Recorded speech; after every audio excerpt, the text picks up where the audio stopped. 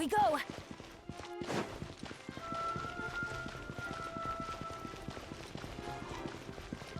wonder where humans come from.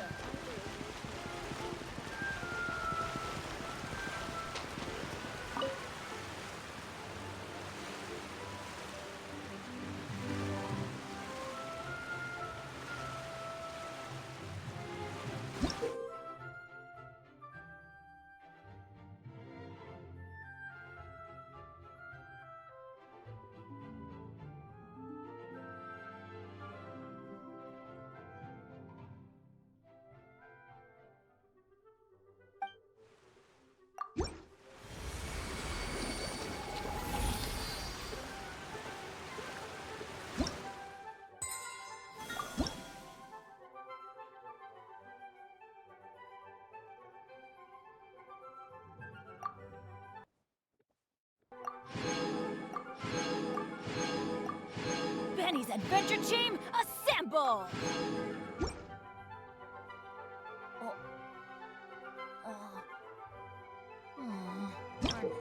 Not.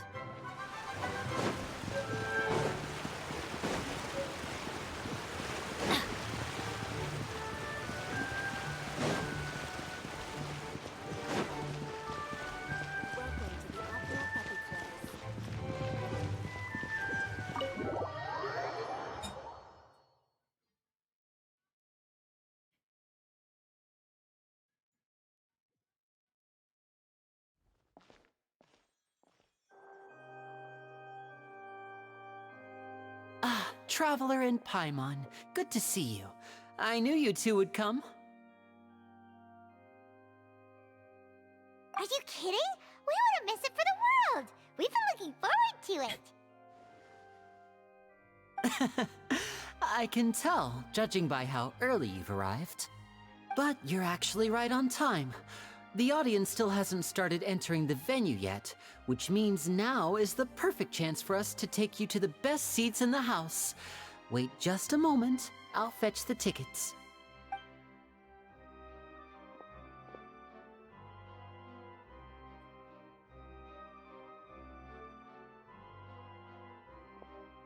The Opera House has assigned seating, so you always have to make reservations.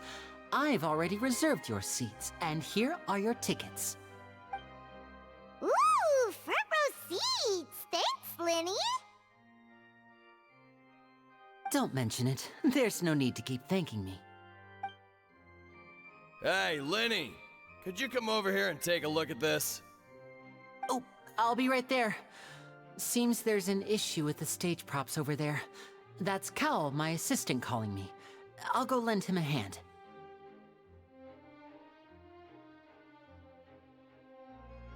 Yeah, we'll just go to our seats. You go ahead, Lenny.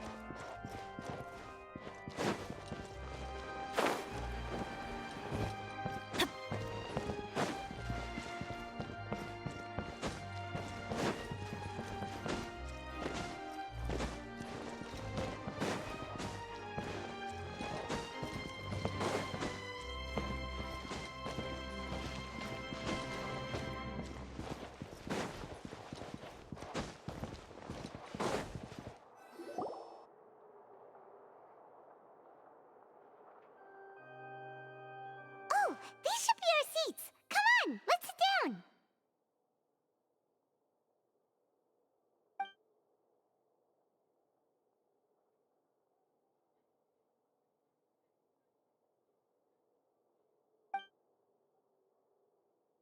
Uh...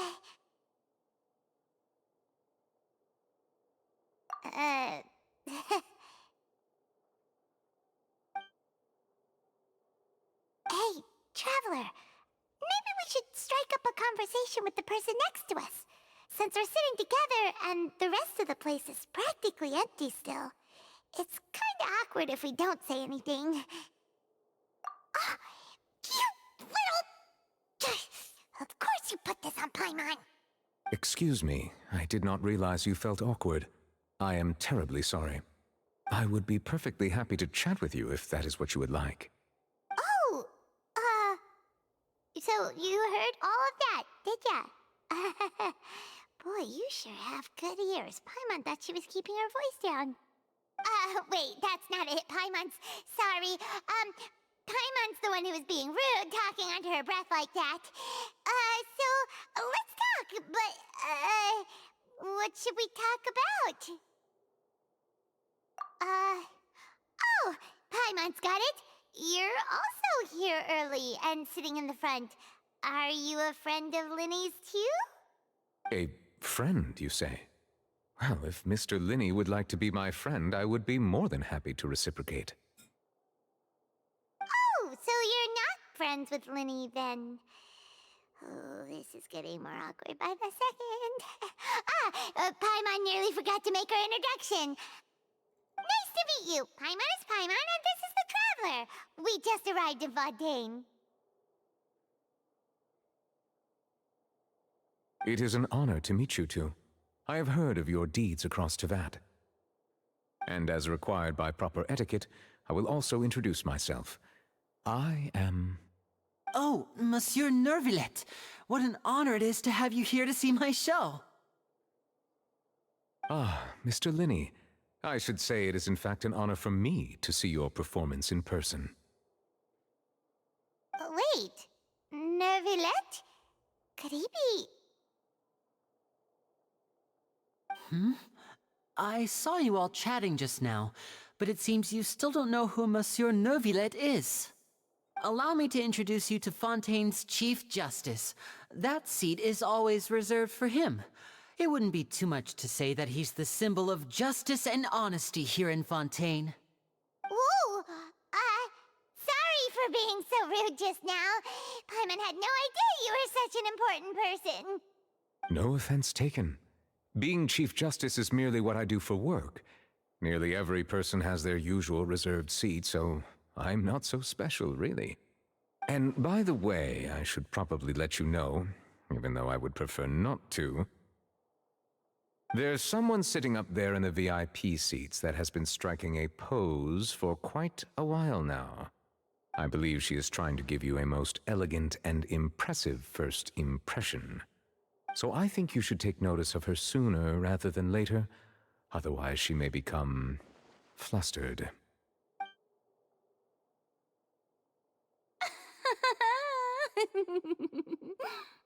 Huh? Oh, it's Farina, the Hydro Archon. Huh. She sure has a smug and satisfied look on her face. Guess she has no idea that you saw right through her act. Very good. That is for the best. No need to pay her any more attention. We may now enjoy the show. Huh? So is this what things are like between the Chief Justice and the Hydro Archon? All right, please wait just a moment longer. I've pretty much finished my preparations, and the performance will start as soon as the audience has made their way to their seats. Yay! The show's finally about to start! Paimon can hardly wait! Paimon's never seen a real live magic show before!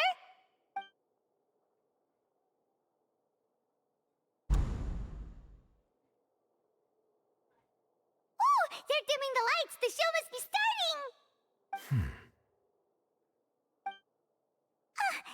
Sorry. Paimon will try to stay quiet.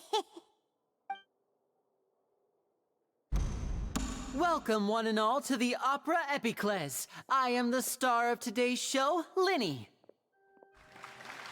And over here is my sister, Lynette, who will be working as my wonderful assistant. Please, let's give her a warm welcome.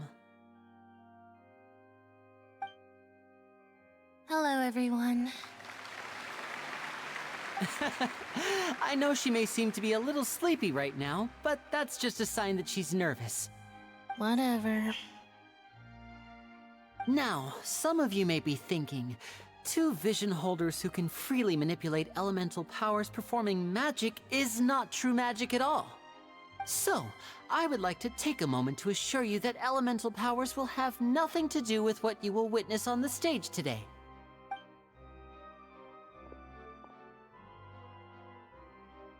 Both Lynette and myself have removed our visions for the show.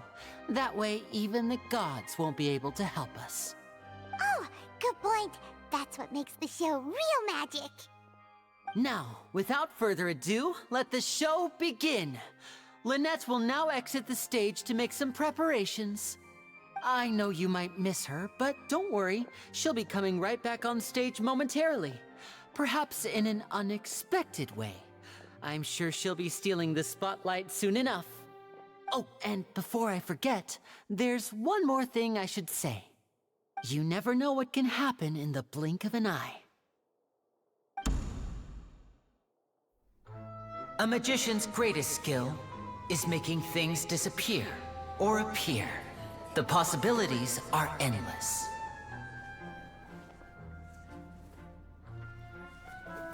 Huh?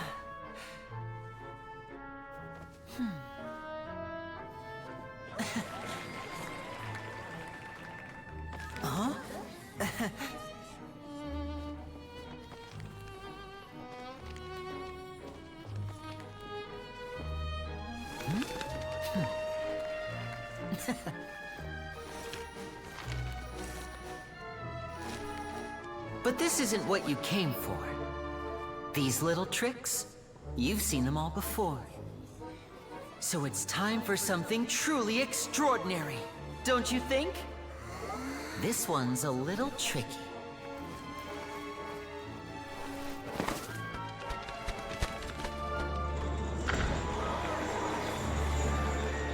Using this water tank, I shall make my sister vanish completely, right before your very eyes.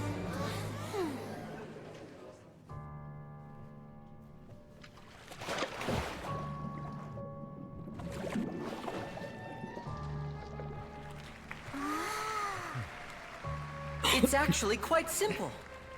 She'll just turn into air bubbles and float right out of the top.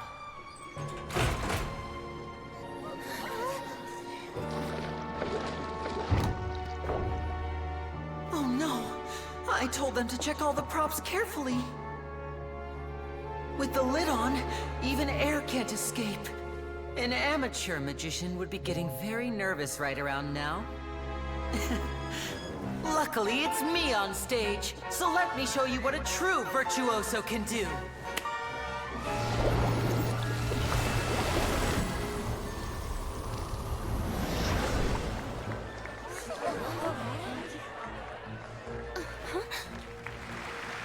Lynette, are you still there? Don't go too far. We don't want to use up all our magic. Hi, I'm back. Uh-huh.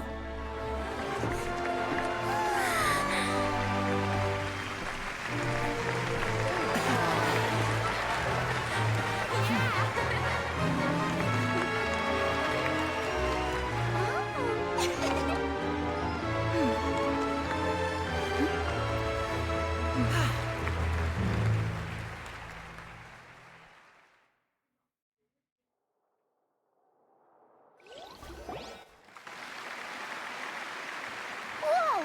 What in the world just happened? How did he do that? Paimon didn't see him do anything. Wasn't Lynette inside the water tank? How did she disappear and then reappear out of nowhere?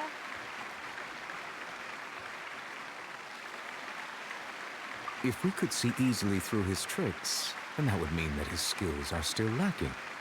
To appreciate magic, you should focus on the show happening on stage, rather than getting caught up in trying to see that which has been intentionally hidden. Guess you're right. Paimon couldn't believe her eyes when Lynette reappeared. Amazing! Thank you everyone.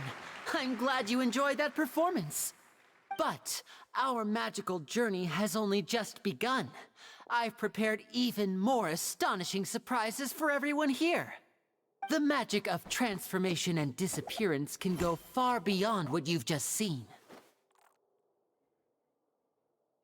I'm sure many of you are thinking that escaping the water tank was impressive enough, but Lynette is still my assistant after all. In which case, I have ample time to make all necessary preparations. So, for my next trick, I will require the participation of one lucky audience member. Please, if my assistants could bring out the magical boxes now. There are 2 boxes and only 2 boxes. One is here and one is there in the aisle among the audience. I'm sure many of our clever audience members have already guessed our next magic trick. A swap! Our lucky audience member and I will each enter a magic box. After 1 minute, we will each emerge from the opposite box.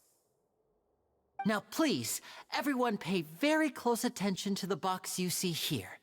Don't give me any chance to make a move. Wow! How's he gonna do this? Hey, do you think this is all magic tricks, or does Lenny have actual superpowers? The lucky audience member will be generated by this random number selector. It selects numbers entirely at random. Even I don't know who will be chosen to participate. Now then, let's begin. Let me see. Oh, row 7, seat 3. Congratulations! You now have the chance to experience magic firsthand for an entire minute. Please, come forward.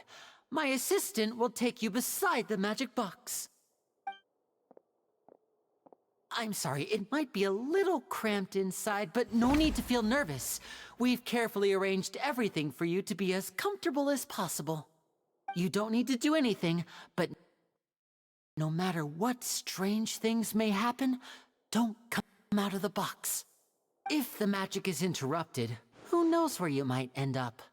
You might even find yourself in the Fortress of Meropide. Oh, okay.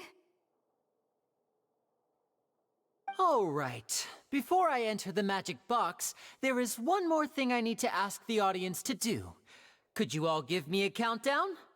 Like this. 60, 59, 58. Just keep counting down. You can go a little faster or slower if you like. I won't be able to see anything in the pitch black box, so I'll be relying on your voices to know when time is up. Oh, and no tricks now. If you quickly count from 60 in just 30 seconds, then I'll be in a tough spot. Ooh! Paimon kinda wants to count faster after hearing him say that!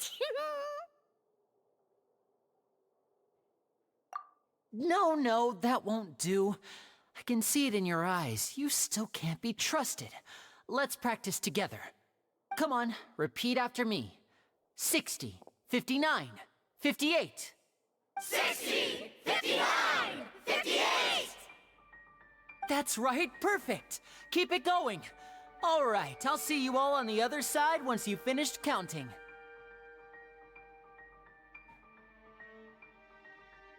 54, 53, 52? Huh? Why aren't you counting, Nervalet? I am counting in my head. I think things are exciting enough in here as it is. Merely a consequence of my identity and personality. Do not worry about me. Just enjoy the show. Oh, all right. You look so serious that Paimon thought you might be feeling uncomfortable or something. 40, 39, 38! Mr. Linney, are you all right in there? Is everything ready? Yes, I'm fine. I'm just double-checking the direction of the magic. It would be a disaster if we get sent to the wrong places. For example, mid-air right above the audience. Even though he's saying that, Lenny doesn't seem nervous at all.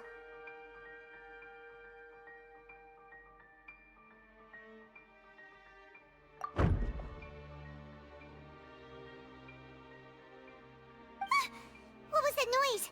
Did you hear it too? Not sure. Anyway, it doesn't seem like anyone's worried about it. 25! 24! What's wrong, Mr. Linney? I can still hear you moving in there. I seem to have accidentally knocked over a decoration. I'm trying to fix it, but it's pitch black in here. I can't tell left from right. Never mind the decorations. There's no time for that. The show is what's important. No, that's unacceptable. I want my show to be perfect. Don't worry, we still have 20 seconds. Hear them counting? 19, 18, 17. It seems things aren't quite going as planned. I apologize, everyone. It feels like you're all starting to count faster, but that's all right. I know it can be tiring to do such a long countdown. 10 seconds and change is still plenty of time. 10, Almost there now. Whew. Swapping two people is harder work than you might think. Even a master magician like me can't guarantee I'll get it right the first time. Hey, wait! Is this the back one? I can't tell. They both look the same inside. Huh? No, that's not it. I'll try again. 7, Hey, slow down! Honestly! 5, 4, Whoops!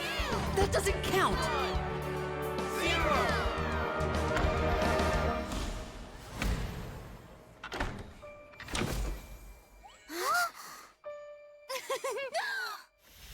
Ta-da!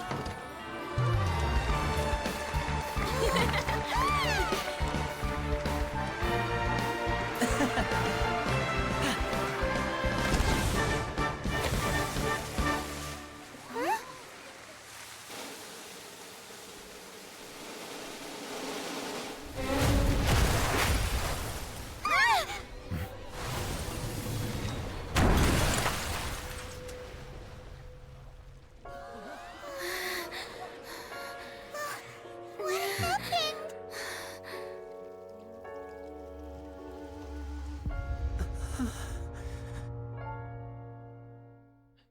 Vale. No. Vale. Is this part of the show? Mr. Linney, you're going to use magic to fix the stage now, right? What happened? Oh no. Maybe this isn't part of the show. The girl was still in that box, right? This performance is over. Medical staff with me. Guards, secure the scene and detain all the performers. Seal the exits. No one is allowed in or out at this time. Yes, that's right. If this was just an accident, then we must investigate the cause. But if this was all part of some scheme, then those accountable will not escape the judgment of the God of justice. No need to be alarmed, you two. We'll get to the bottom of this soon enough.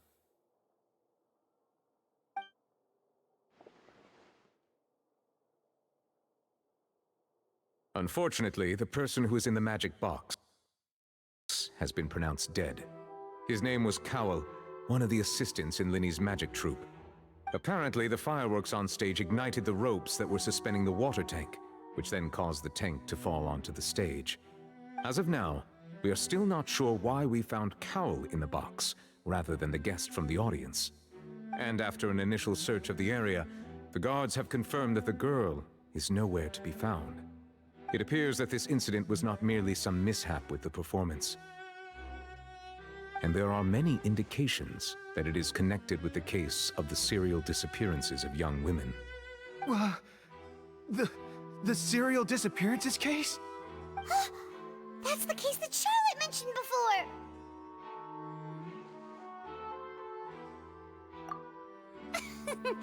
I know the truth.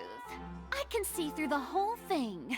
Really, using such a shallow and obvious mystery as his finale.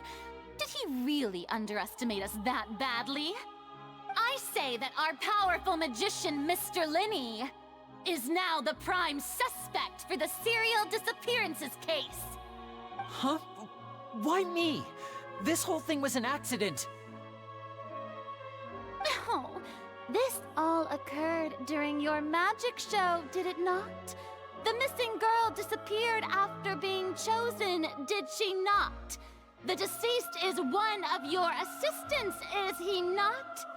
Now that I think about it, that whole speech about magicians making things disappear was nothing more than a provocation, a bald-faced challenge. That can't be right.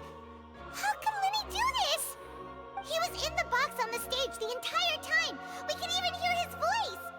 Besides, before the show, he told us that he would like to catch the criminal behind the disappearances. He couldn't possibly mean catching himself. Save discussion for a later time, please. Lady Farina, may I assume that your comments just now constitute an accusation against Mr. Linney and his associates, and that you are pressing charges? Huh? I just think that he... Well, I think it might be a little early to talk about formally pressing charges.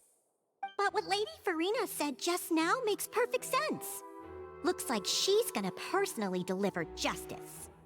A kidnapping and murder carried out under the cover of a magic show. Lady Farina said it all. I mean, of course, my dear people. But what excites me even more than the obvious truth before our eyes is the opponent I'll be facing. That's right. I mean you, Traveler. You'll support Lenny, won't you? After all, he was the one who helped you the first time we met. Then there's no problem at all. You know, the Traveler and I already had a duel the first time we met. But with Lenny's help, our little duel ended in a draw. But draws really are the most boring possible outcome. So, no more draws. Between the two of us, there must be a clear winner and loser. And what better place to hold such a riveting showdown and decide the true victor than here, on the grandest of stages, the Opera Epiclese. Huh? It wasn't a draw. She obviously lost last time. I understand. Charges have now been pressed, and as such, a trial is in order. Well, Traveler, seems Lady Farina has set you in her sights. But putting her dramatic rhetoric aside for a moment, I would like to ask you, are you willing to act as Mr. Linney's attorney and defend him in this case? Very well. The trial will be held a day from now in the Opera House. Both sides may investigate the scene to build their cases and search for the truth. Linney and his troupe are all potential suspects and shall remain within the Opera House. The audience may begin to leave in an orderly fashion once they have been cleared by the guards. A day isn't that long. Let's see what kind of case this big-shot outlander can build in such a short amount of time. I'm really quite looking forward to hearing it.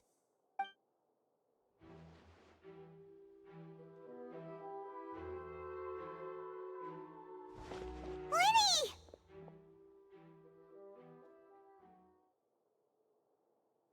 Sorry about everything that happened just now. Were you frightened? Of course! Who wouldn't be scared after witnessing an accident like that? Yeah, I'm a little shaken up myself. How could this happen? And poor Cal. I know you already claimed that you would defend me, but now it's just us talking. Tell me, do you think I could possibly be the murderer? Good to hear. Thank you so much for trusting me. I'm sure everyone sees me as the biggest suspect at this point. But if you ask me, the whole thing is mysteries layered upon mysteries, such that all that's left is confusion.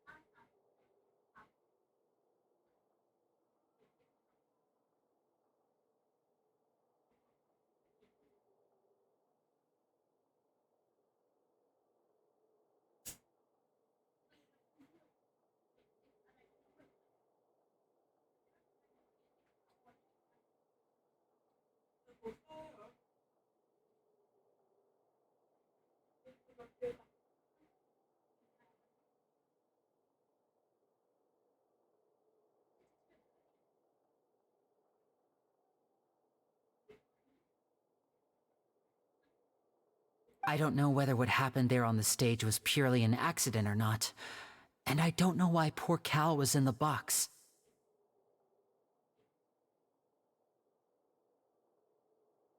As for how that girl chosen from the audience could suddenly disappear, I'm afraid I don't have any answers either. If someone tampered with even a skilled and knowledgeable magician like myself couldn't pull all that off in just 1 minute. Which is precisely why we need to investigate. As this book says, the impossible could not have happened. Whatever happened must have been that which is possible.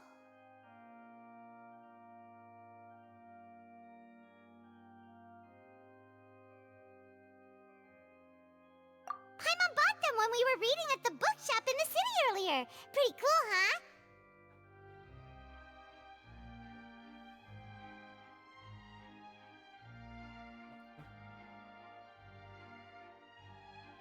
Don't worry, Paimon used her own savings to buy them. It wasn't from our travel funds.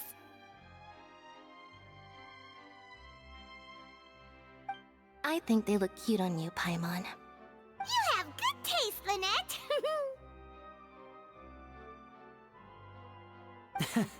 That's the right attitude. Feeling depressed isn't going to help me now. I need to get back to my normal self.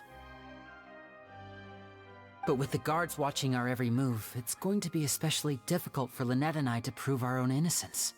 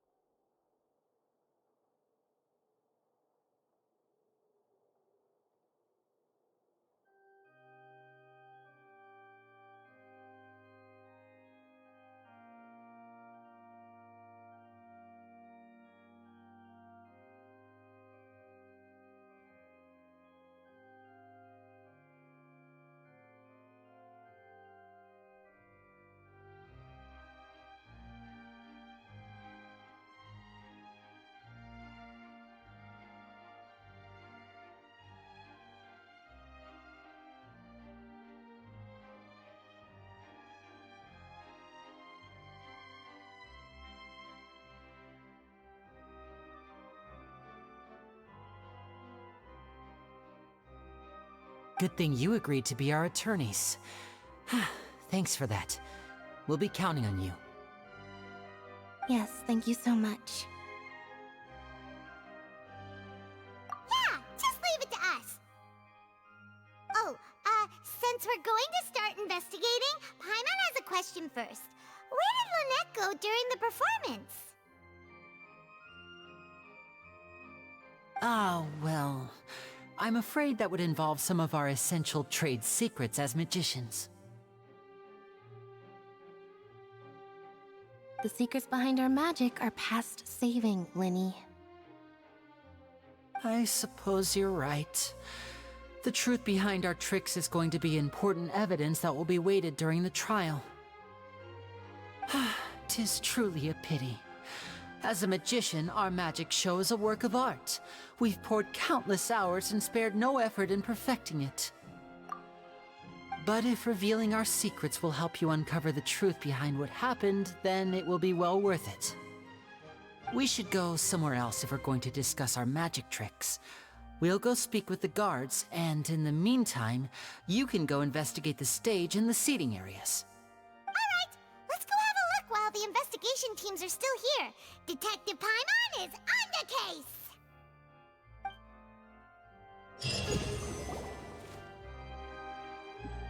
Hello, officer. How's the investigation going?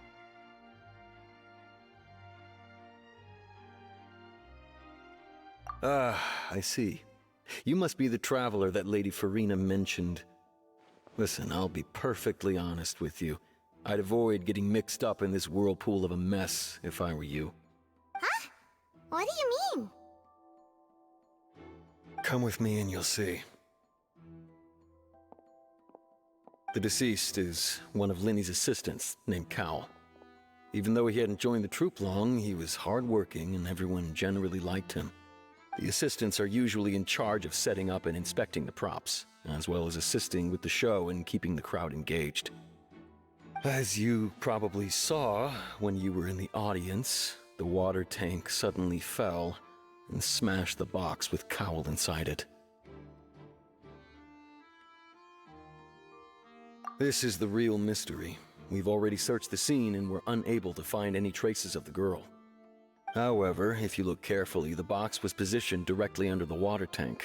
The ropes holding the tank were then burned by the pyrotechnics on stage, causing them to snap. All these factors lining up so perfectly makes it hard to see this as a mere accident. If anything, the more logical explanation is that the whole incident was intentionally planned, and Linny is the most likely person to have access to all these areas. But he doesn't have a motive! Are you both good friends of his? Well, you can't say we're good friends, but we've known each other for a little while.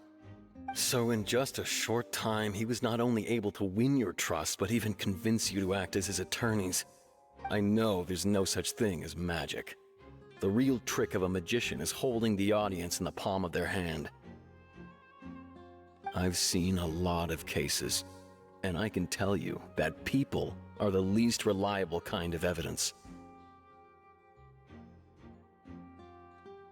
Sorry, I tend to be pretty straightforward. Just know that I'm warning you for your own good.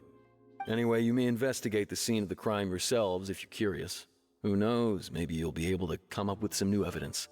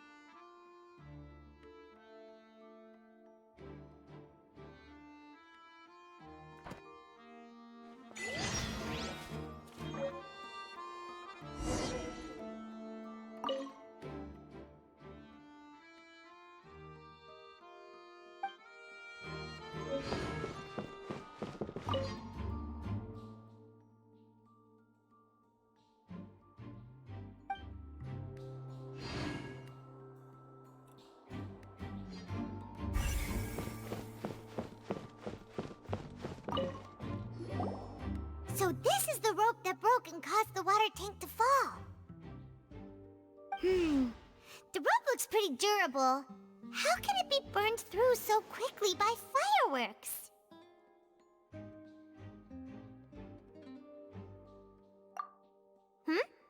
Why are you suddenly so serious, Traveler?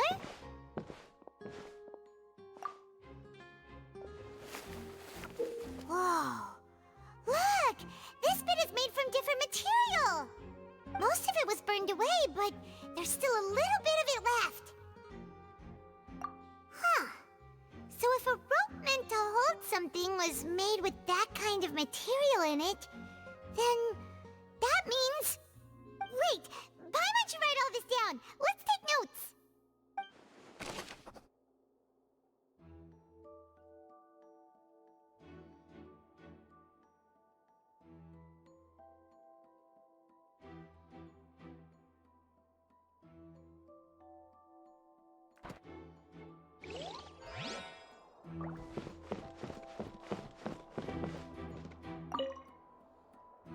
Go ahead, have a look around.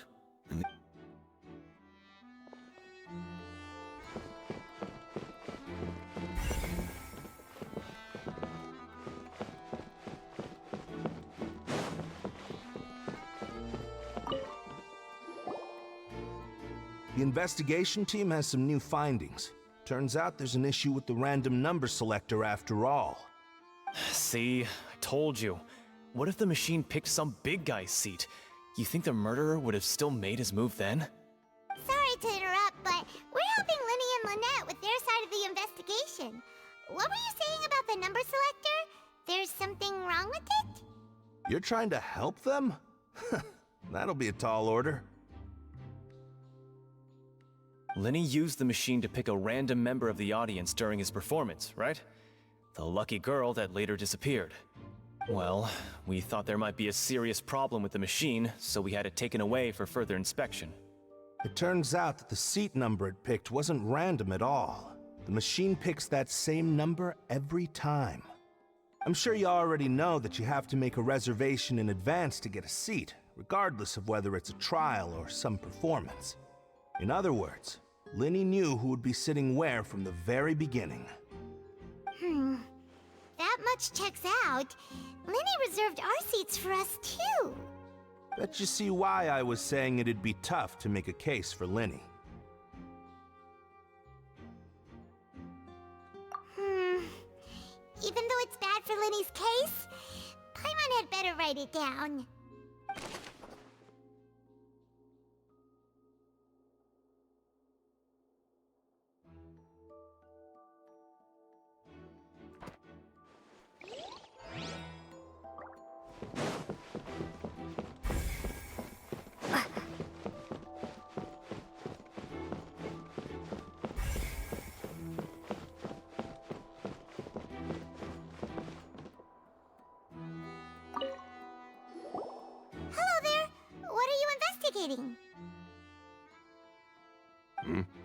Oh, this location has also been cordoned off because the Magic Troupe members are currently considered prime suspects.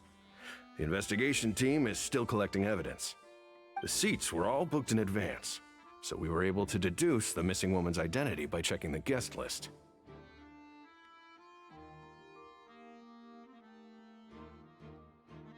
Sure, it's not like this is confidential information. We will publish it later anyway when we petition the public to help us find the missing person. Her name is Halsey. She's a painter from Fontaine who's made a bit of a name for herself. Apparently, she wasn't a regular at the Opera House, but she'd been feeling some pressure with her work lately, which made her decide to come see the magic show. The Magic Troupe members all claim not to know her, and we have looked into her social connections. It seems that she has no personal grievances or conflicts of interest with the suspects. Simply put, she wasn't related to the Magic Troupe at all, which matches the features of the previous serial disappearances. Were the victims of previous cases also chosen at random? That's how it seems to us, in any case. Apart from the fact that they were all young women of around the same age range, there really weren't any other connections between them. Okay then. No need to be so formal. If you do happen to see the missing girl, please be sure to contact us. It is of utmost importance that we get to the bottom of these disappearances.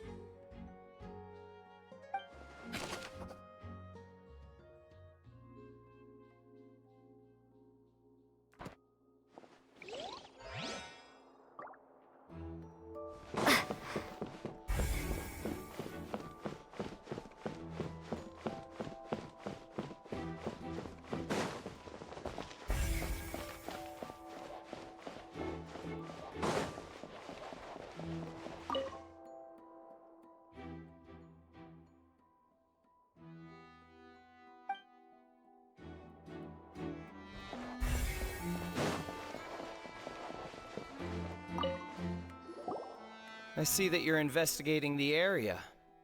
Well, it just so happens that I'm interested too. If you find any new and interesting leads, be sure to share them with me, all right? We don't have too many thoughts yet. Then why don't I tell you my hypothesis first? The way I see it. And I'll start it with that loud thud. The thud? Oh, you mean the sound that happened during the countdown? Yes, exactly. It wasn't terribly loud, but I suspect that most people heard it. It's just that everyone was awaiting the results of Linny's trick with bated breath, so no one paid it much mind. But now that the incident has happened, That makes sense. So, what do you make of it? I'm of the opinion that it may have been the sound of Linny's accomplice. Lynette, perhaps. Jumping atop the water tank, or something like that. And when the pyrotechnics went off, she cut the rope, sending the water tank crashing down. But wasn't the noise we heard too loud for that? Perhaps the balance wasn't right, leading to a particularly rough landing. Oh, that's true. I suppose I must reconsider. That does remind Paimon, though. What was with that sound?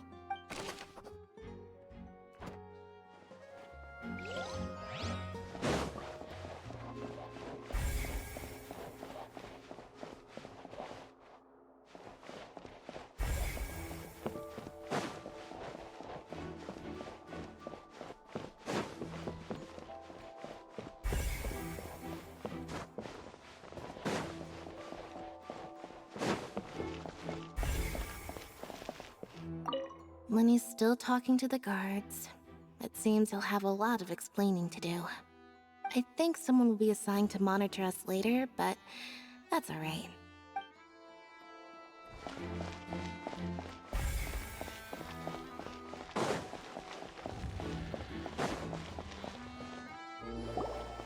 Hey, you! Yes, both of you! Over here! I've been keeping an eye on you for a while now. Huh? You mean us? That's right. If I'm not mistaken, you're also among those who wish to cut down the thorns and pursue the truth. No? And by the looks of it, you're not from Fontaine. Well, you're right on the more about that one, but who are you?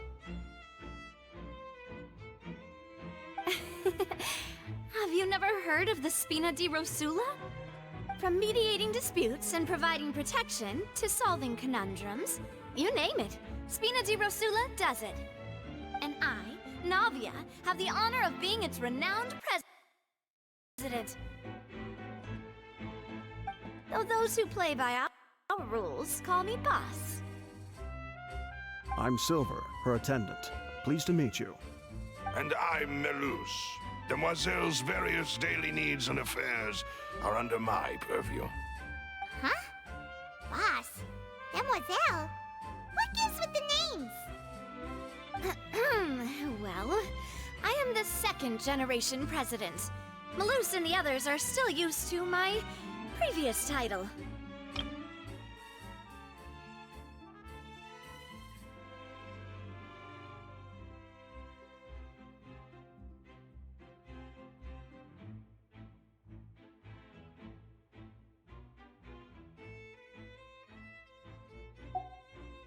My apologies, Demoiselle. Should you prefer, boss, I will endeavor to use that instead. No, no need. You don't have to call me boss.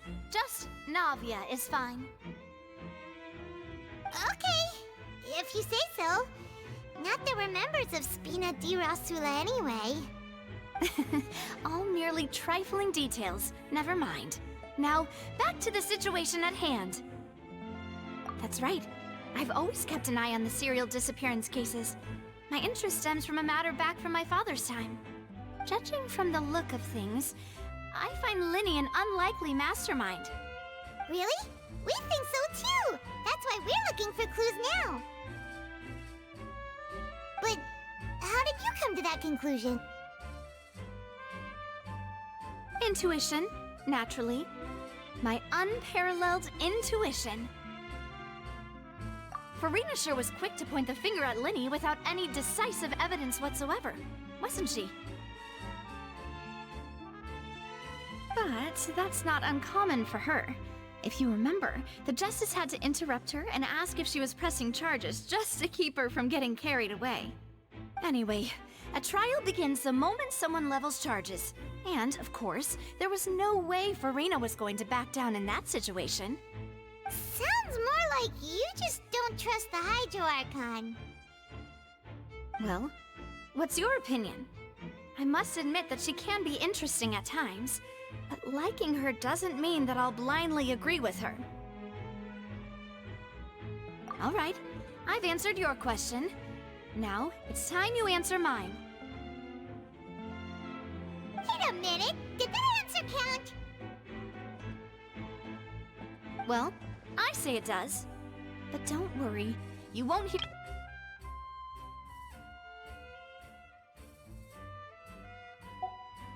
In your opinion, do you think it's right to treat a trial like it's an opera?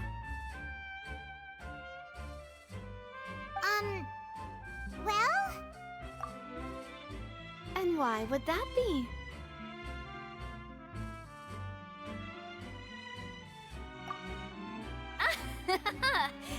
See, Silver and Maloose? I told you they'd be different. Most astute of you, demoiselle. I too think that the Traveler's response was most excellent. No matter how wonderful the script or how fervent the audience's expectations may be, the trials that go on stage here must be based in fact. And if that can be done, boss, then... All right, that's quite enough, Maloose. Anyway, I like your answer. You passed with flying colors. Now, I need to make some preparations, following which our joint investigation shall commence. You two shall be my assistants. Wait! Since when did we become assistants? Oh, well, I can be the assistant, sure. Or your companion, if you like. I'm really not that fussy. That's more like it.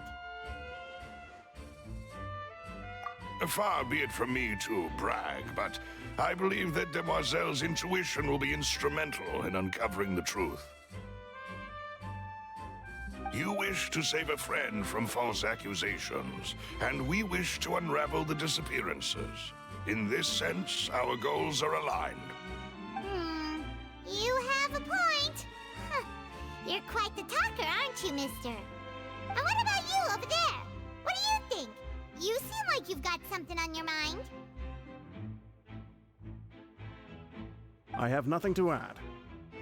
Oh, alrighty then. We'll be making some preparations first. Just be sure to let us know if they start revealing Linny's tricks. Thanks!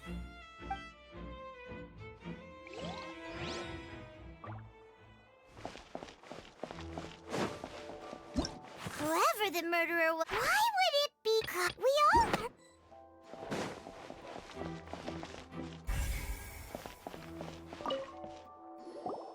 Sorry, but no one can freely enter or exit the Opera House at the moment. If you wish to leave, you must register your identity with us first. No, we're not leaving. We're representing Linny and Lynette as attorneys, so we're investigating the case. Were you always guarding this entrance? Yes, after the Chief Justice gave the order, everyone coming in or out must undergo a strict inspection. So, the missing girl couldn't have left from here. At least, not from that point on.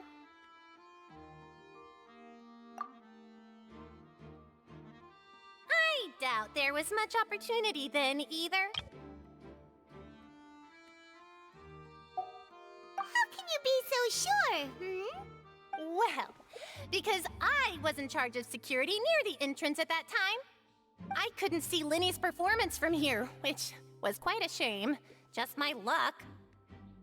But still, I did not abandon my post, and I stayed put no matter how loud the applause was. If someone had so much as even approached the door, I would have noticed it, let alone if they had tried to leave. We Melusines are good at that sort of thing, you know. So, it's safe to say the girl couldn't have left through here. Alright, thank you for your help. This'll be useful info.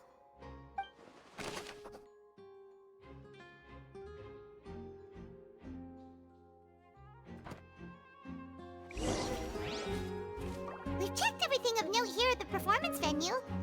Paimon wonders how Linny's discussion with the guards is going. Let's go see, shall we? Ooh, things are getting interesting, huh? We're about to see how magic is made. Speaking of that, I think magic shows would be very popular in Poisson. I can see that. Maybe I should try to learn some magic. If I can make things disappear, cleaning my room would be a cinch. You need not worry about such things, demoiselle. That falls under my duties. Oh, right.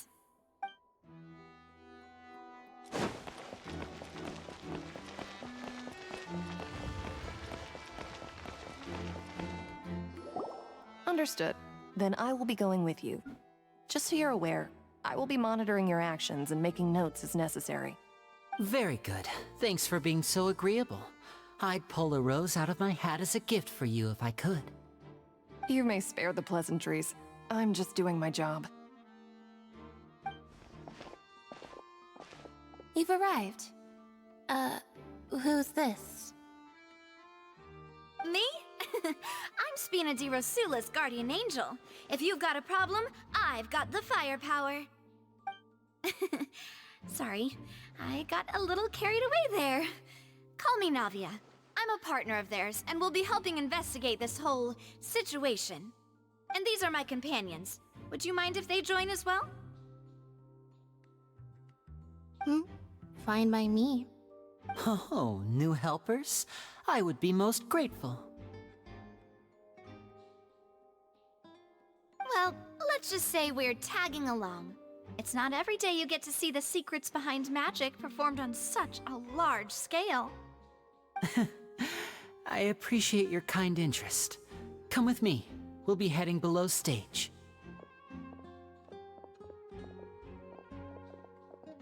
Huh? Below stage? Yes, a world of secrets is hidden beneath this magic box, prepared specifically for this switcheroo trick.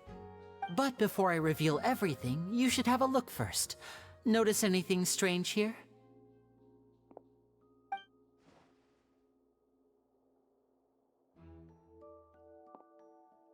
I'm not trying to be dramatic. Remembering the details of a trick will help you understand the methods used to perform it more easily. Huh. Weren't there balloons and other decorations here? Where did all that go? Ah, good eye. That said, you're still far from discovering the answer.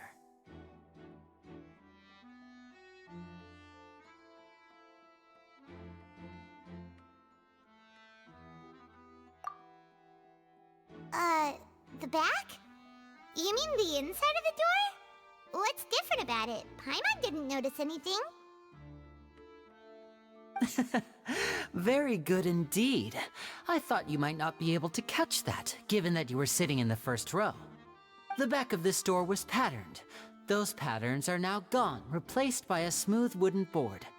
So, if you put 2 and 2 together, what do you get?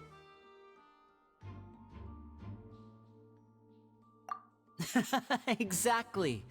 All right, let's go. I'll tell you how it works as we head down.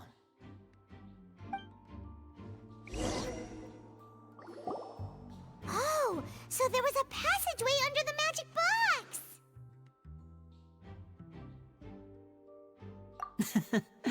I knew you'd figure out most of it as soon as you saw this place.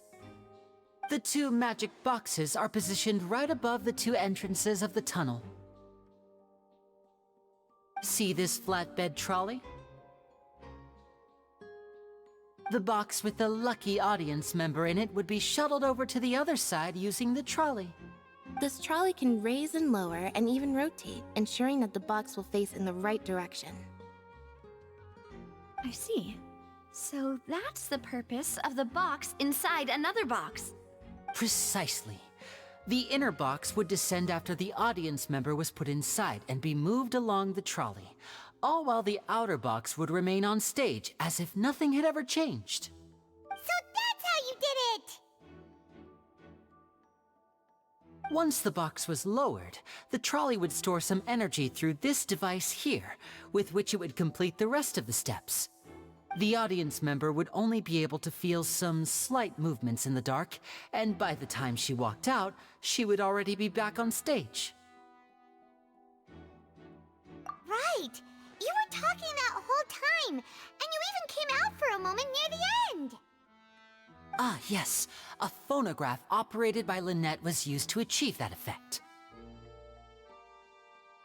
My assistant and I had already scripted our conversation beforehand.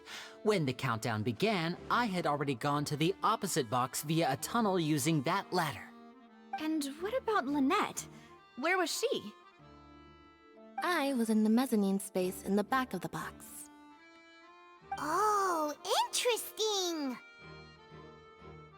That's how we were able to coordinate Linny's lines with the assistant. And, by the way, I was the one who walked out of the box at the end. I mean, we are twins. All it takes is a change of clothes and no one can tell who's who.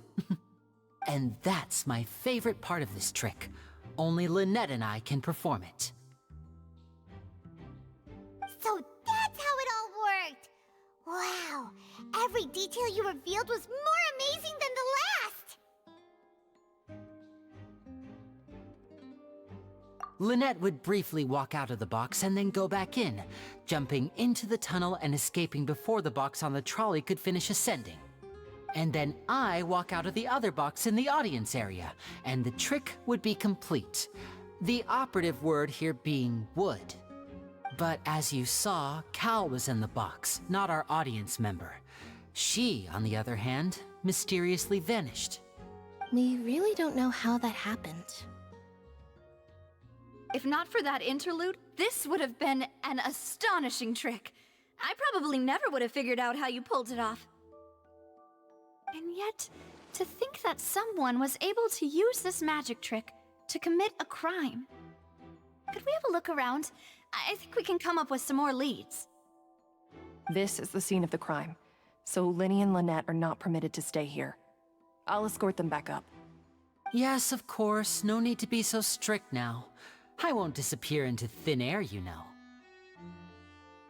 Thanks, everyone. We're counting on you.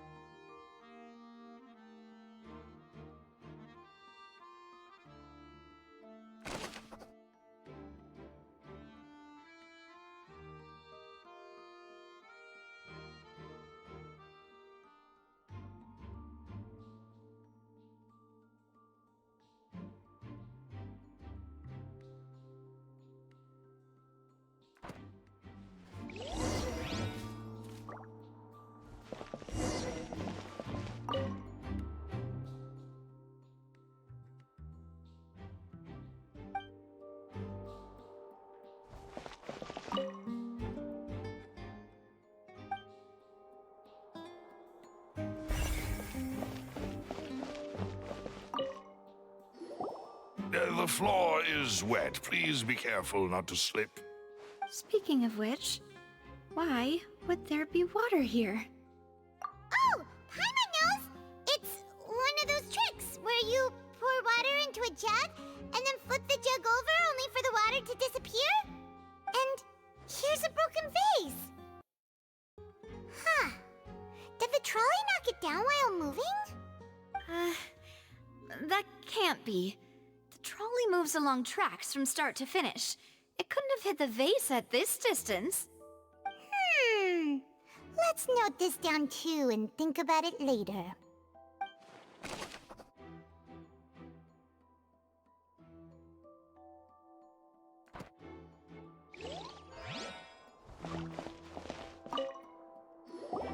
Oh, these are the clothes that the lady chosen from the audience was wearing, right? Her clothes are here, but she's nowhere to be found. Right. And do you really need to do that if you're kidnapping them? Ugh, this is so confusing. Paimon doesn't want to be a detective anymore.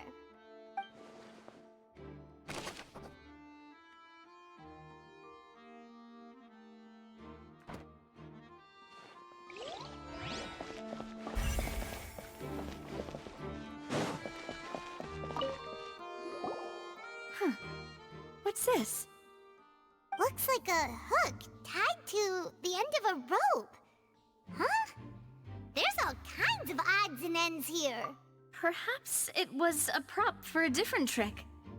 But why would it have been left here?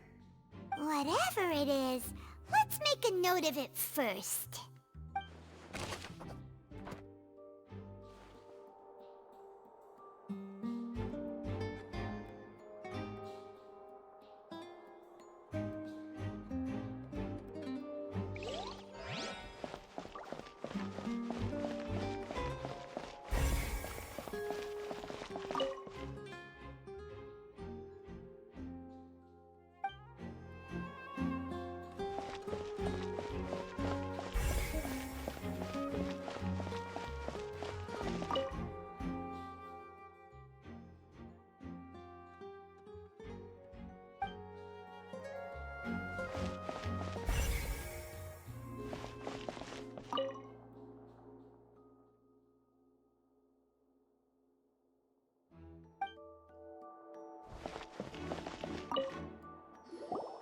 What is this place?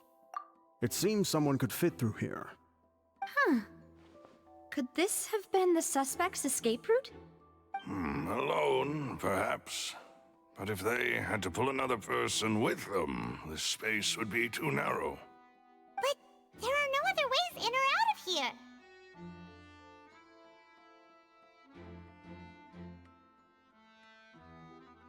Oh, you're right! Let Paimon write that down.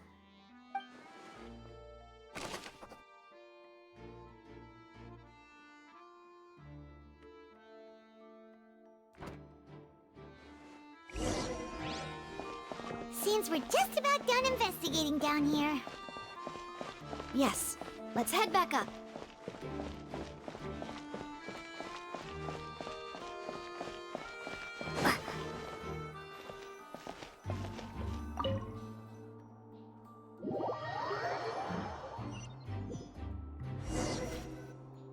Well, we've ascertained the state of the crime scene. Let's find a place to sort out our findings once Malus returns. It seems to me that there are several things that don't add up here. Apologies for the wait, demoiselle. So, what did the guards say? Did the criminal escape through the vent? They believe the odds of that are very low, since the vent leads to the Opera House's basement. The guards have checked the area carefully. No one left through the basement during the performance or after the incident, and no one was found hiding there. So the tunnels become like a secret chamber then! You know, like the kind you usually see in novels!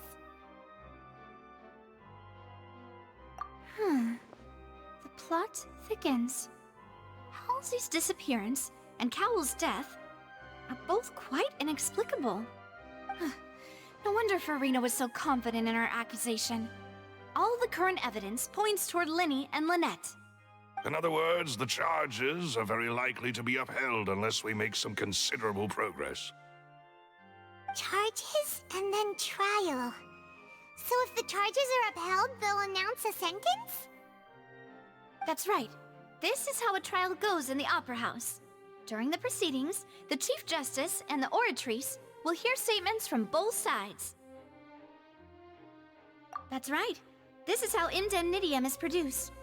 The statements from both sides, the defenses from attorneys, witness testimonies, and even the audience's emotions will all be projected on the oratrice.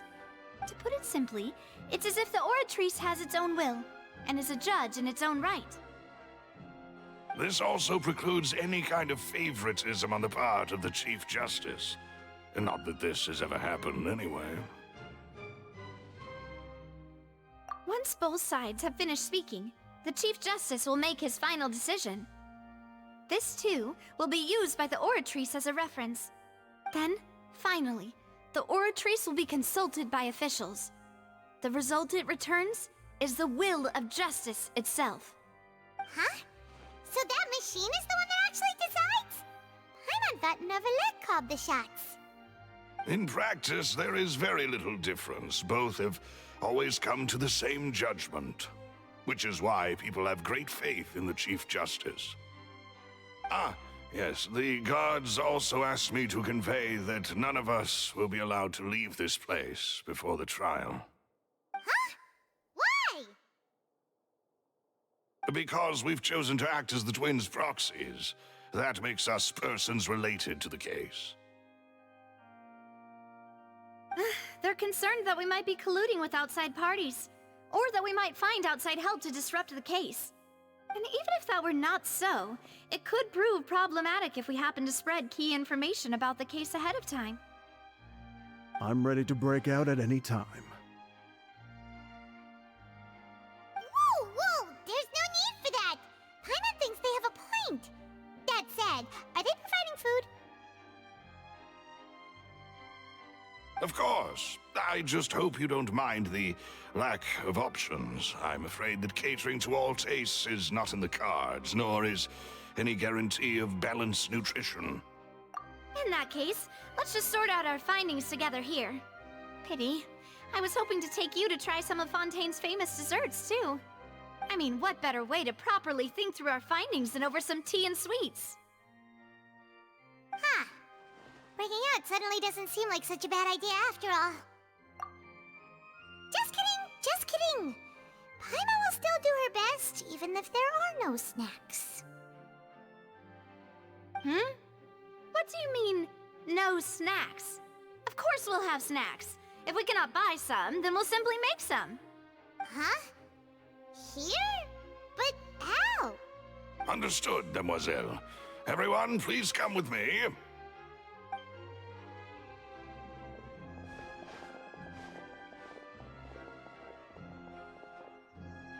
Wait, you're carrying a portable stove with you?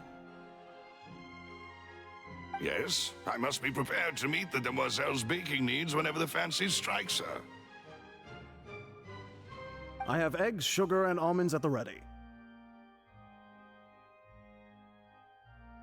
Good work, you two. Then I'll get to it. Please sit tight for a moment. You'll get to taste my awesome snack soon enough. These three are quite the interesting group.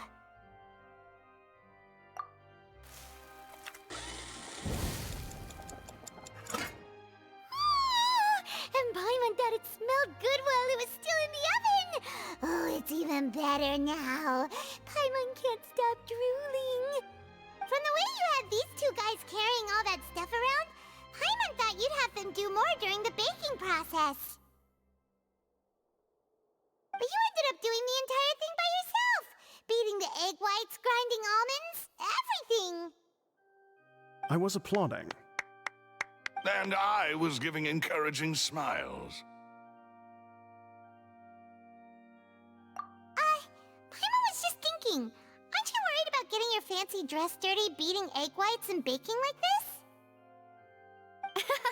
Well, I don't think it's carved in stone anywhere that fancy ladies can only read books, sip tea, ride horses, and play the piano.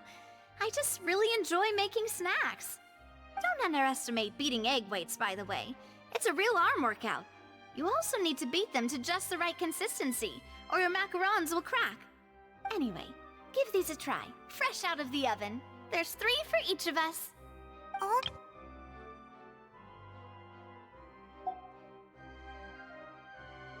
Well, eat Eating too many sweet treats might send all that sugar to your head.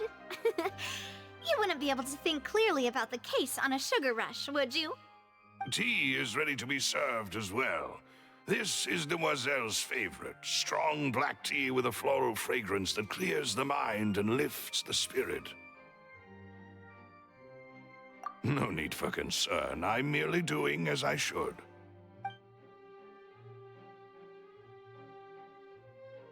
All right then. Down to business. As Paimon mentioned previously, the tunnel seems to be something of a secret chamber. However, we can assume that Linny and Lynette were not alone within it. Some criminal also occupied its sealed confines. The magician twins could have committed the crimes, of course, but they lack any logical motive. Exactly! Why would they do such a thing right when everyone was watching?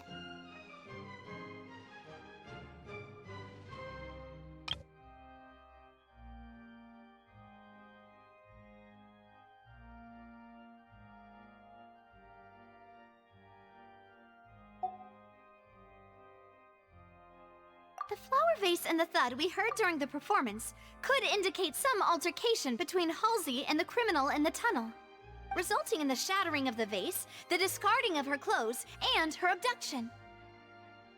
Perhaps the criminal thought that since she was chosen from the crowd, she would be too easy to identify if she was still wearing the same clothes. Paimon thinks that makes sense, but the real trouble is... True. None of the clues we found thus far support the existence of this third person.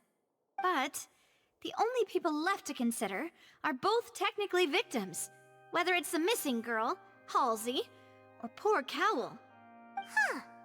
Could Halsey have secretly made modifications to the magic props in order to murder Cowl before making her escape? That's right. And even if she had tampered with the setup, she would need to understand the entire trick to pull it off. Nor does she have any motive. The guards said that she has never had any dealings with the magic troop's members. Were we not thorough enough in our search? From the sound of things, this is turning into an impossible case. Your macarons are amazing though, Navia. They smell great! They're nice and crisp and super sweet! They are my specialty after all. And I see you've already had 5 of them. What? 5? Oh, that can't be right. Paimon only counted 3, honest! Please don't worry about it. At my age, a few less sweets might actually be a good thing. No. Being greedy is one thing, but Paimon knows how to count. Besides, Paimon knows that if she ate too many, then others wouldn't have enough. Wait, even you don't believe Paimon? How could you? If Paimon ate those 2 extra macarons, then may they turn into stone in her stomach! All right, we get it. Well, I suppose one of us might have gotten too engrossed in our chat and eaten them by mistake.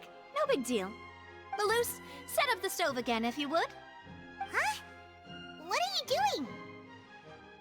Making sure everyone gets 3 macarons, of course. Exactly. We don't want to trouble you. As you wish, Demoiselle. And I have the egg, sugar, and almonds. Well, this really is your hobby, huh?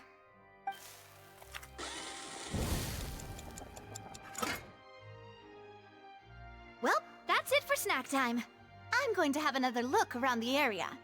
I don't know what we're looking for yet, but we've still got some time. As attorneys, I suggest the 2 of you think the case over again. It would be awkward if you got all tongue-tied on stage during the trial. All right, thanks for your help, and for the snacks. It was nothing. A small task for the Spina di Rosula. Silver, Maloose, it's time to go. I'll be back if I find anything new.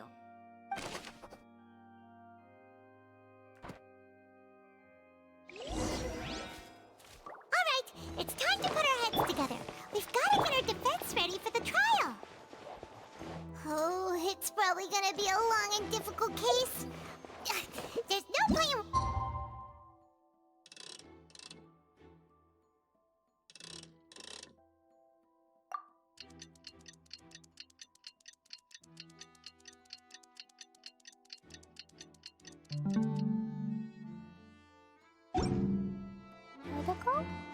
Dodoko? Here, take Paimon's notes. They should help you review the situation.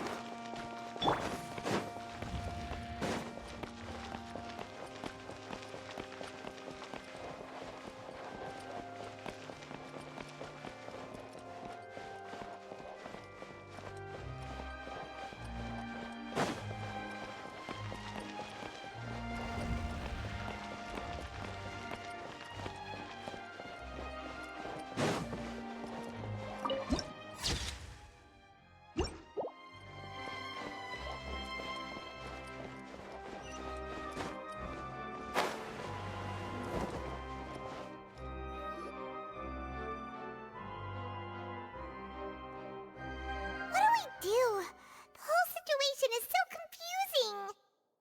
Good plan. Impossible things don't just happen. We'll get to the truth one way or another. Just relax. Even if everyone else suspects Lenny and Lynette, at least we will be supporting them from the stands. Besides, I doubt Farina understands any more about what happened than we do. Thanks, Navia. Well, we'll be going then. Best of luck to you.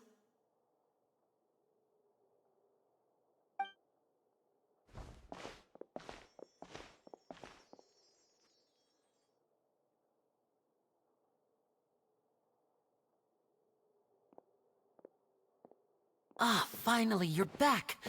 Well, how did your investigation go? To be honest, you might be disappointed. No. We're already very grateful that you were willing to help. Well now, don't you all look disappointed. Don't tell me that your investigation came up empty-handed. That was to be expected, of course. The guilty can never produce proof of their innocence. But don't let that stop you. I shall be terribly disappointed should you, my most anticipated foe, concede so easily. Since both parties are present, I declare that the trial regarding the magic show incident is now in session. Firstly, in order for the audience to understand the causes and results of the incident, could we please have Mr. Linney explain the trick? Yes, of course. I will explain while Lynette demonstrates on stage. All the necessary items have been prepared.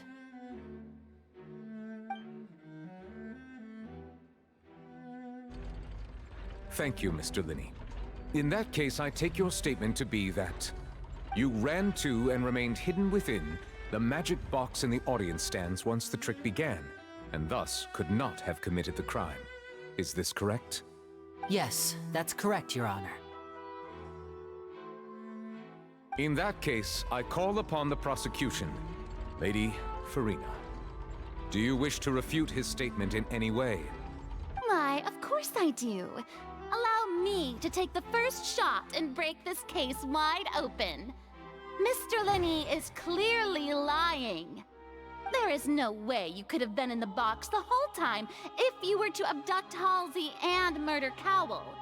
In fact, I'd say you were hardly in that tunnel at all. That is simply your hypothesis based on the presumption that I'm guilty. Oh, is that so? And if I may ask, what did you hear while you were inside your box? The roaring countdown of the crowd, of course.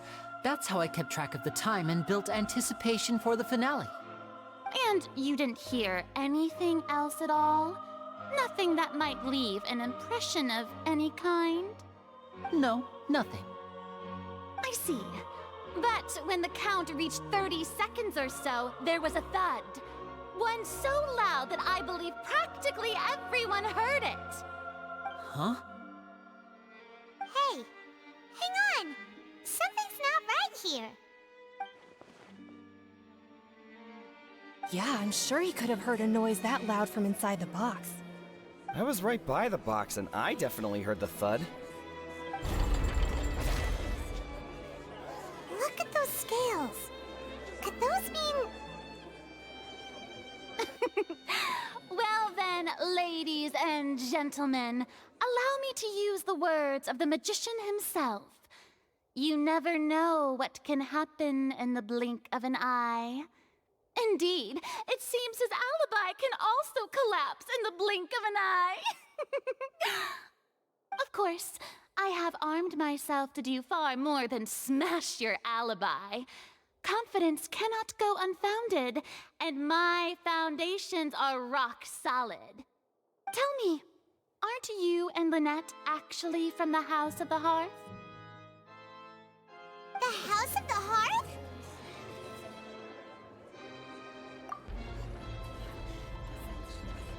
No wonder they did something like this. So the serial disappearances were the Fatsui's doing. Now it all makes sense. I've got a feeling that what happened on stage probably wasn't just an accident. That's irrelevant. Our identities have nothing to do with what happened. Indeed. Then perhaps you could tell us everything that happened during that 1 minute. Your first priority is to prove yourself innocent after all. I'm sure there is little that needs to be kept secret now. Unless your script already has holes in it. The Outlander is speechless. My, oh my, don't they look flabbergasted? Now comes the infighting and discord, I suppose. This was almost too easy. Good thing I made all those preparations. Seems the all-nighter I pulled last night is really paying off. Hey, Linny! Why didn't you tell us this before? Order! Order! Mr. Linney, allow me to re-establish the facts. Lady Farina has raised 2 points. First, when the thud was heard in the Opera House, you were neither in the box nor the tunnel. Second, you and Ms. Lynette are both members of the House of the Hearth. Are these claims true?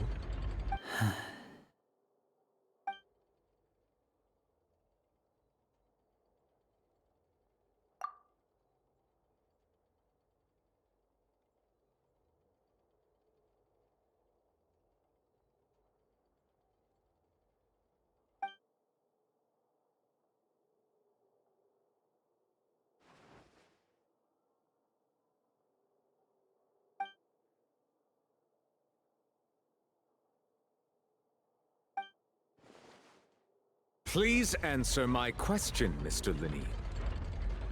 I'm sorry. Yes, they're true, Your Honor.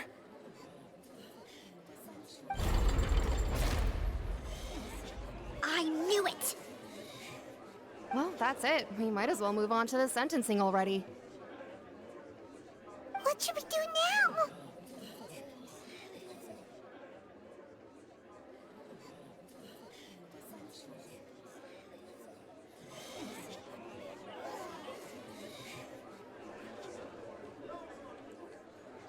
Granted.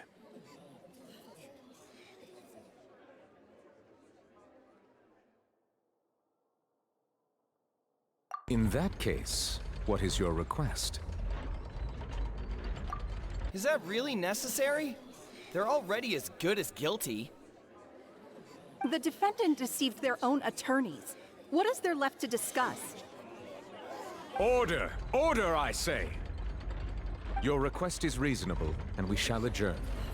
This trial will reconvene in 1 hour. So you would stick to Mr. Linney's defense even after knowing what you do now? You certainly have more professionalism than I thought. case, my dear audience, let's allow the joy of victory to steep for a little while longer.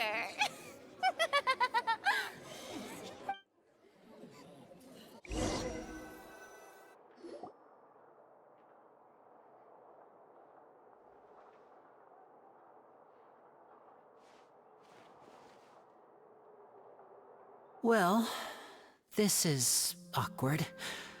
I didn't think the Hydro Archon would dig all that up.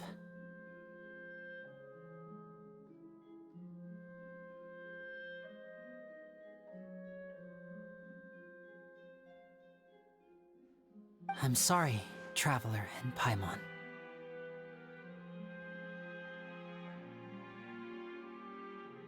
Yeah, sorry. Paimon doesn't know where to start. We trusted you two. We based our entire reasoning on the assumption that you weren't bad guys.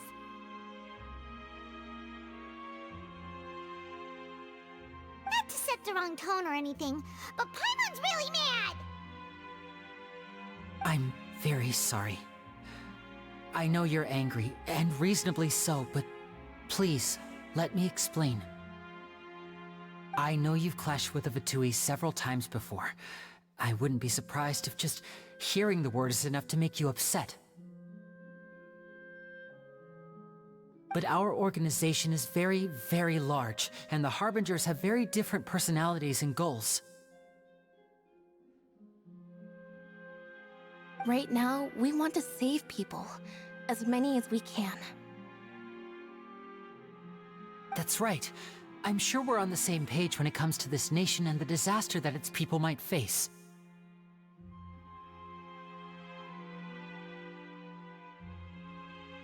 I knew if it weren't for our respective identities, we could become good friends. That's why I didn't wish to flat out lie to you, but chose to hide some details instead. The truth is very important, but being completely transparent about everything would see us spending more effort than we need to. Right. So, you be the judge. Heck, if I were you, I fear that I'd even struggle to trust me at this point. You met a Fatus who works as a magician, a trickster by trade. All by coincidence, too. But still, I'm asking you to trust me. I am no criminal. At least, not in this case. Sorry. Please forgive us. Well, you both say that, but...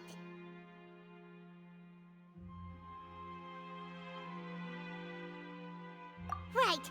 Let's hear your answer first, and no lies now! Of course. I'll answer any question you ask. We've been trying to find out how the Oratrice operates. We want to know why it has a consciousness. Why can it deliver sentences accurately? During our investigations, we learned that the machine's core is beneath it. From that moment on, Lynette and I have been designing this box swap trick, with the objective of getting close to the core. Is that why you needed a whole minute? That's right. In truth, the audience would take about 75 seconds to count down from 60, while I would only need 15 to get to the opposite box. So, after jumping into the tunnel, I accessed the Opera House basement via the vent, and went to investigate the room in which the core is stored. That air vent was created during the construction of the tunnels, specifically to execute this step.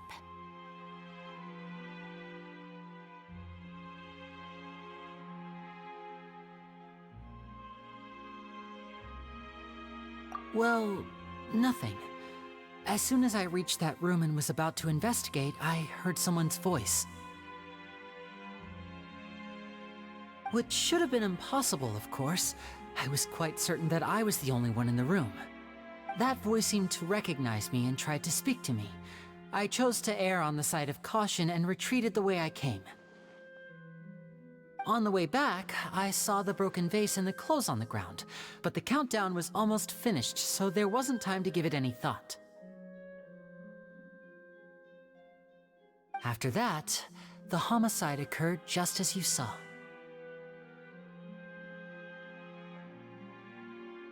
that explains why you didn't hear the thud.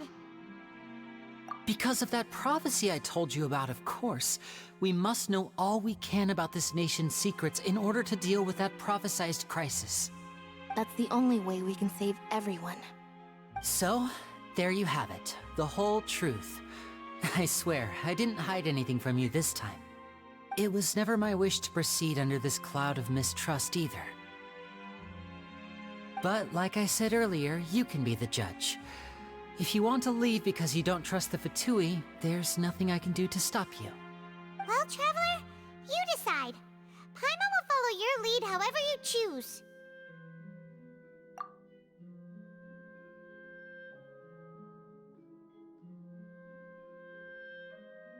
Okay, thank you. Thanks for giving us a chance. The current problem is that the scales are tipped pretty badly against you two. If we want to refute the Hydro Archon's accusations, we're gonna need a seriously watertight defense. Huh? Oh, Paimon thinks she gets what you mean.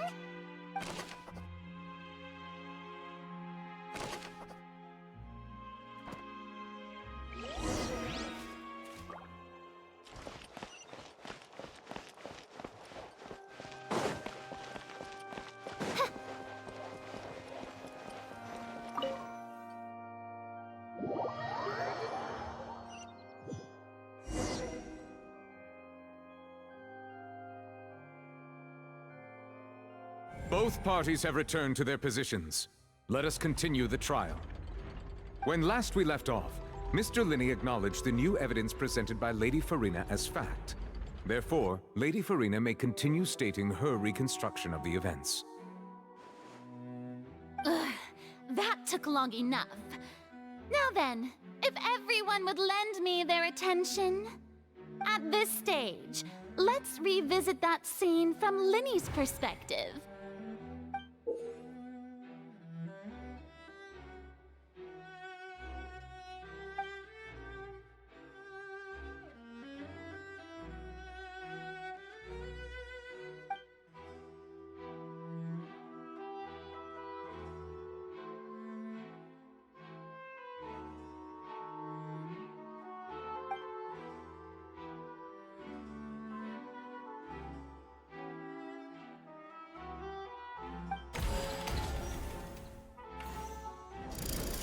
Countdown began, he entered the tunnel.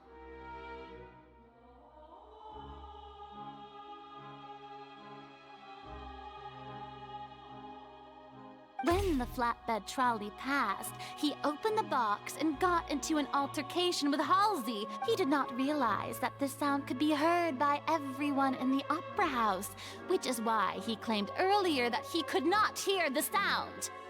Finally, he used the vase to knock her out, before making her change clothes to prevent others from recognizing her.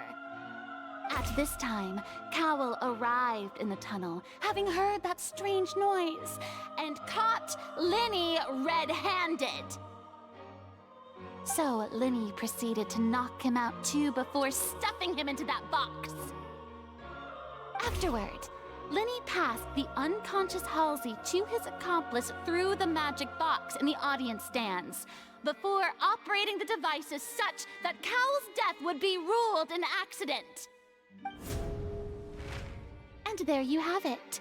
That's the truth behind what happened. Does the defendant's side have any objections to Lady Farina's description of the events? The key to refuting Lady Farina is the order of events. What Linney experienced and what he saw.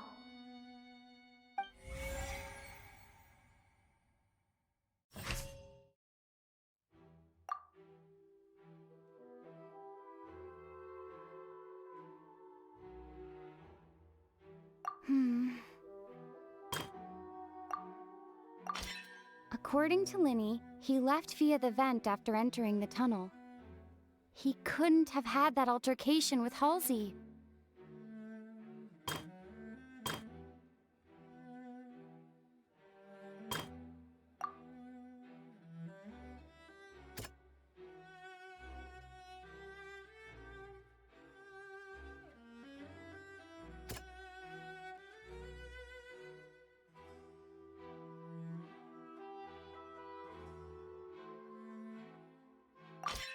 Linny went to the room that contains the Oratrice's core. This is the actual truth.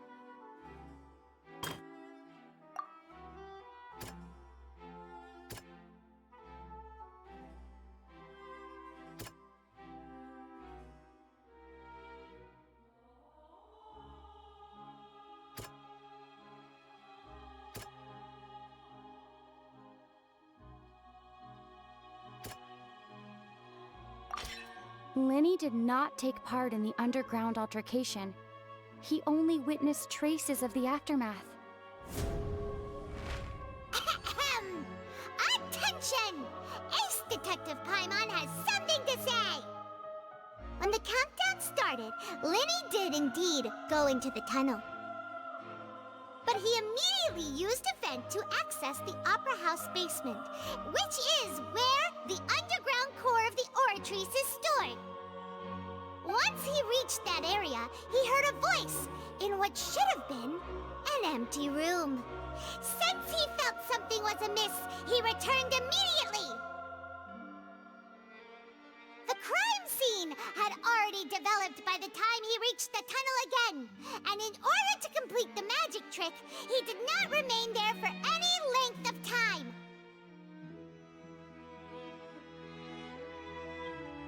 Finally, he reached the surface, and that was when the accident happened from his point of view. Therefore, he's innocent!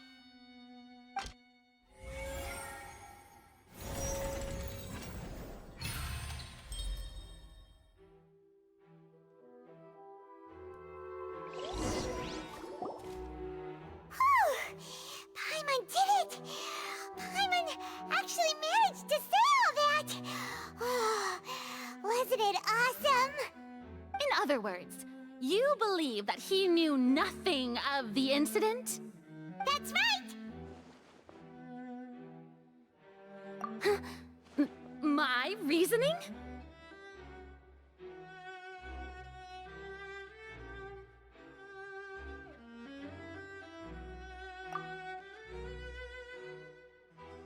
If that's the case, then if Cowell hadn't entered the tunnel, who was the entire setup meant to kill? Assuming that what you say is true, Linny only needed to kidnap the young girl to cause a new disappearance case. What would the point of killing someone on stage be? Oh, they have a point. That's right, you tell him! And that's why they're partners of mine. They've managed to turn things around. Oh, well, your denial is very strident, I'll give you that. But what proof do you have to back your claims? Of course I do. If he had been in the magic box the whole time, how could he have not heard that sound? Why'd you... You're saying that he wasn't?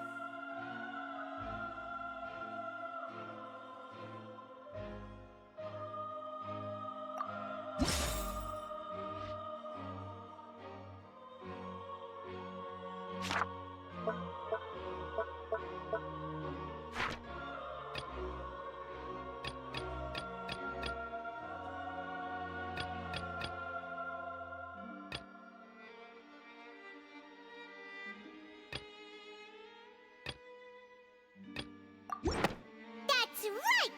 Linny wasn't in the box or in the tunnel. That's why he didn't hear anything strange during the performance. This means that when the crime happened, Linny had already entered the basement via the vent. The same clue you used to disprove his alibi has now become the best proof! How do you like that? Well played. To think you'd use such logic. Well then, if it wasn't Linny who committed the crimes, then who was it?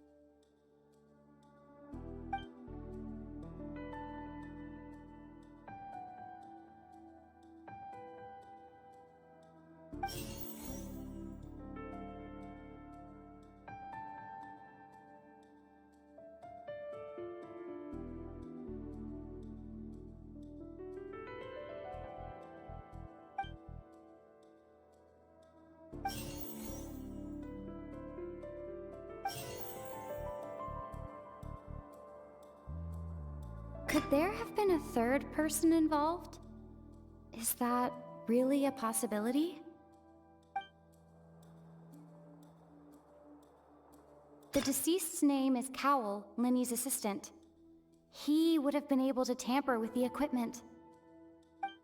Halsey is the missing person and an ordinary audience member. Or did she have her own scheme all along?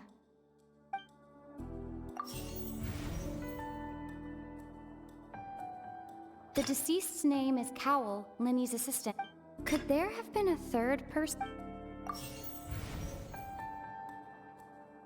The deceased's name is Cowell.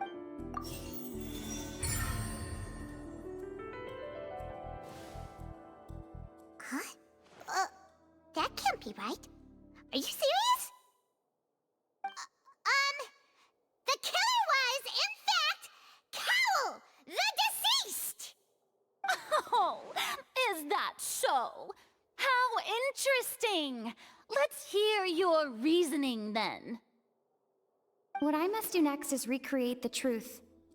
What Cowell did, and how he went from would-be perpetrator to victim.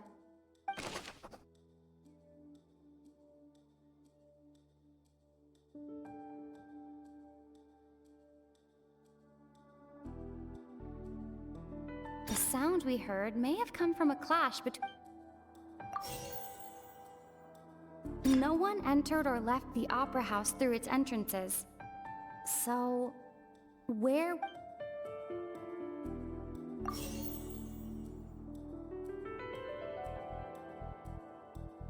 The deceased's name is Cowell, Linny's assistant. It would have been tough for both people to fit into that vent. They would likely have bumped into Linny as well. Halsey's clothing was in the tunnel.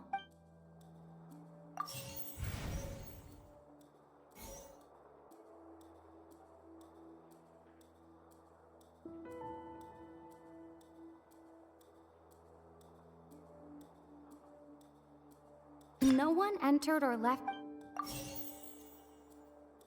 The sound we heard may have come from a clash between... It would have been tough for both people. Linny was not in the tunnel.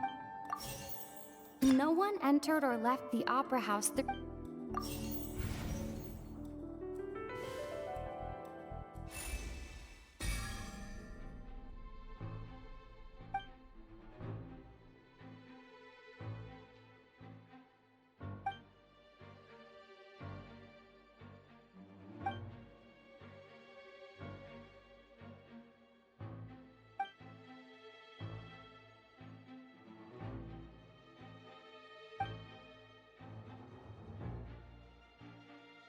What's wrong, Traveler?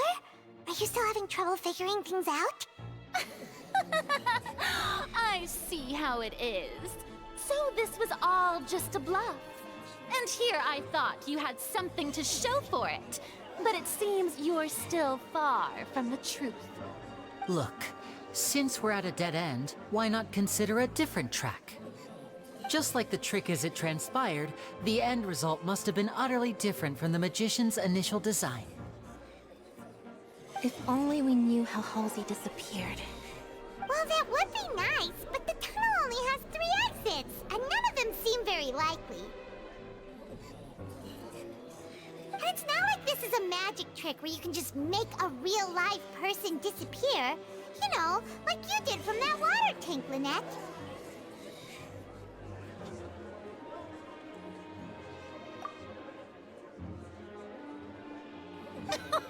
Excuse my interruption, dear opponents, but do you not see that the crowd is growing impatient? There is no greater sin in this opera house than an awkward delay in the performance.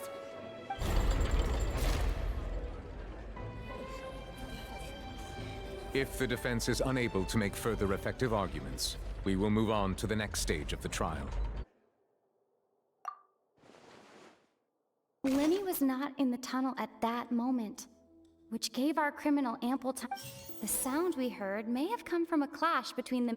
The deceased's name is Cowell, Linny's assistant. The vase was not broken by chance. It was used to cover important evidence. The water.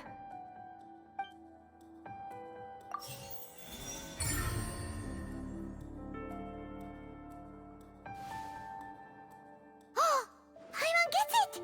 It all comes together if Halsey disappeared instead of being kidnapped. Lynette escaped from the water tank, vanishing gradually and leaving only clothes behind. If there's a similar method where a person could be transformed into water... Just a moment, please. I do hope you know how preposterous you sound at the moment. How could a person ever be transformed into water? This is reality we're talking about here, not some magic trick.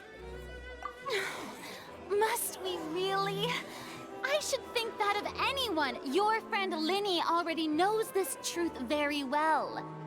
Magic tricks are ultimately just illusions and misdirection. But Halsey's disappearance is very real. We're talking about two completely different things. Even so, I trust the Traveler's judgment. The truth must be out there somewhere. Perhaps some new line of reasoning may open if we try to gather all the focal points that don't make sense. Since Cal was the deceased, we haven't placed much attention on him. But given that we aren't making much progress with the case, it wouldn't hurt to have a look at his belongings, would it? People really do come up with all sorts of harebrained schemes when at the end of their rope. The way I see it, your suggestion that we broaden the scope of our investigation is nothing but a tactic for stalling the trial. Nevertheless, I believe that this is a reasonable request on the part of an attorney. Since the trial does indeed appear to be at an impasse, I believe that additional evidence may help us make more progress. Guards, please step into the lounge and examine the personal effects of the deceased Cowell. We are still examining the items, but we have already made critical progress that we feel must be shared with everyone post-haste. We discovered several test tubes of fluid within Cowell's baggage, each labeled separately. The notebook in his backpack claims that these fluids are water from the primordial sea. The primordial sea? The note's contents also indicate that Cowell belonged to an organization that sells illegal drugs and that he had an accomplice. The notebook has many entries concerning safe usage of these fluids, in which the keyword dissolve appears many times. One of these tubes was labeled Opera Epiclese, along with yesterday's date. It is empty. The notes also state that these dissolution properties work exclusively on people from Fontaine. It's likely that Halsey was chosen as some sort of test subject. As such, we believe that the defense's hypothesis is, in fact, supported by sufficient evidence. You've got to be kidding! People dissolving into water? Could something so ridiculous actually be true? Wait a moment. This reminds me of a certain prophecy, but it's just a coincidence, isn't it? Huh. If people can become water, does that mean that the water tank's real use was as a means to hide water stains? And if Cowell was targeting that girl... Wait just a minute. Could that mean... You two, with me, quick! Demoiselle, wait! What about your partners? Let's go. Just trust me. Order! Order!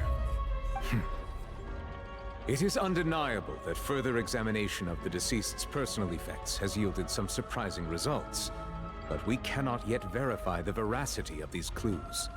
Still, let us assume that these clues are indeed authentic, albeit with the understanding that Ms. Halsey has yet to be found. Guards, please continue examining the items along these lines. Mr. Linney, it appears your hypothesis is supported by the evidence, so please continue speaking. Of course. Thank you, Your Honor. If we uphold this hypothesis, I believe that many of this case's seemingly unrelated clues can be connected together. response at all. Let's think about this. Cowell's methods must have something to do with that water from the primordial sea.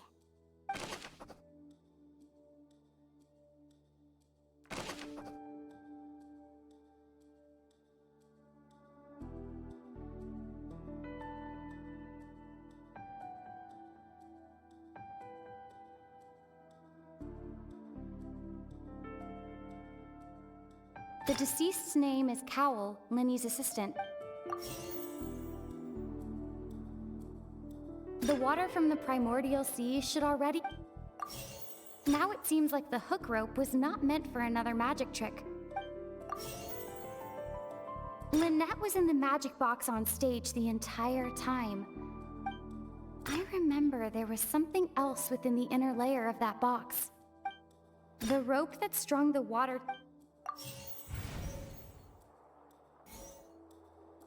I remember there was something else.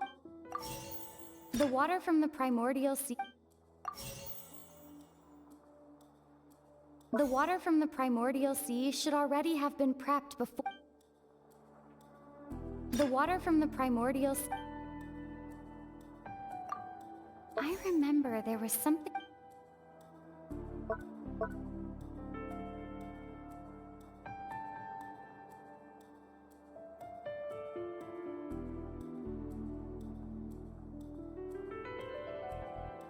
I remember there was something else.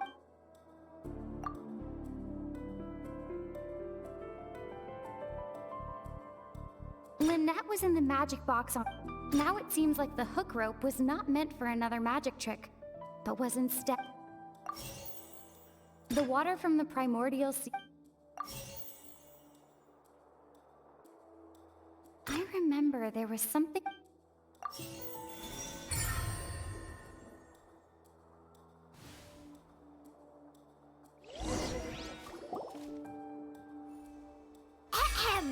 It's Ace Detective Paimon's time to shine again!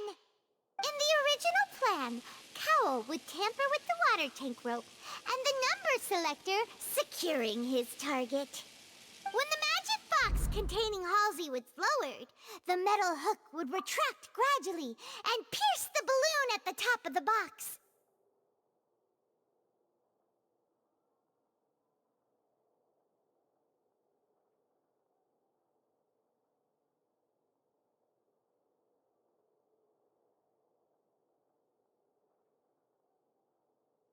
When the balloon attached to the box popped, the water from the primordial seed inside it would pour down and dissolve Halsey.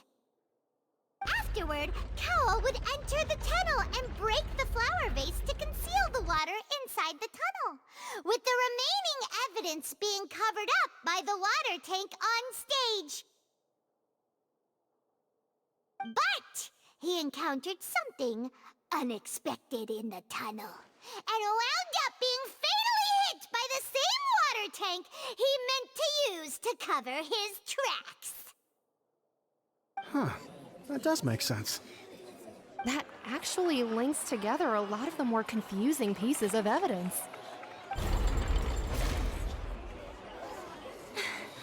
Oh dear, what do I do? Even I think they sound convincing now. Have I falsely accused an innocent person? What a humiliation. Now, it seems like the only point of contention remaining is the exact circumstances that led to Cal's death.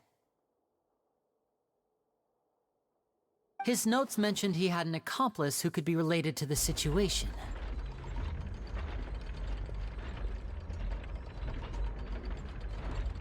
On that note, the guards have just contacted me indicating that they uncovered new evidence. I shall now invite him on stage to share it with us. Thank you, Your Honor. We were just inspecting the luggage of the other people involved in this case.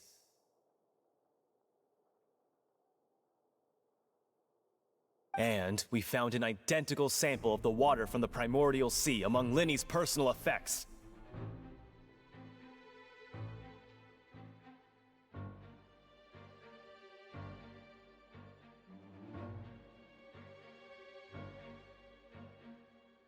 What?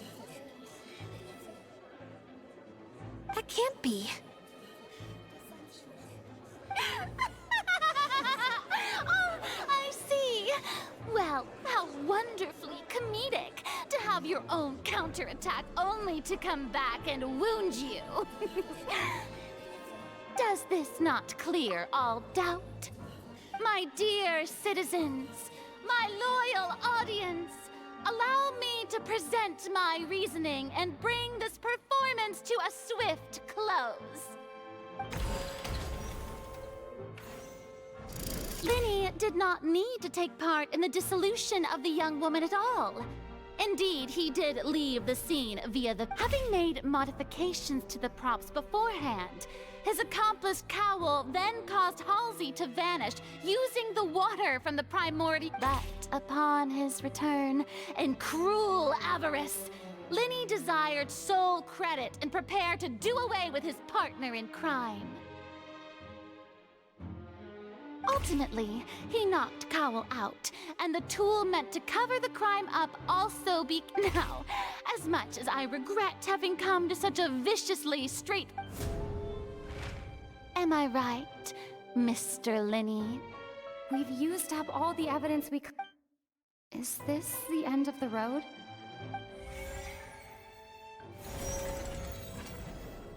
Oh no! Paimon can't think of anything either. It doesn't look like there's any way around this. Seems using the water as new evidence was too good a move. Why did this have to happen now? I think we've all seen enough now, and we have ample witnesses to my flawless reasoning. I believe this is indeed the finale. Now then, my good, noble Chief Justice, should we not, in your view, move... Excuse me, everyone, but I must interject. Miss, I must ask you not to shout, and to respect the ongoing legal proceedings. Oh, come on. Don't be hasty. I have a good reason for interrupting, you know. Now, would anyone here like to take a little break from all this debate and see a little magic? I'll show you an amazing trick, one that can bring a young woman who has disappeared back in the flesh, right before your very eyes. Please, do the honors, Mr. Linny, if you would be so kind. What in the world is she saying? No offense, miss, but miracles like that are beyond my scope as a magician.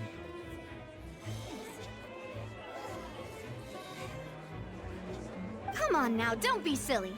Magic is all about misdirection, isn't it? It often conceals the truth while presenting a fascinating illusion.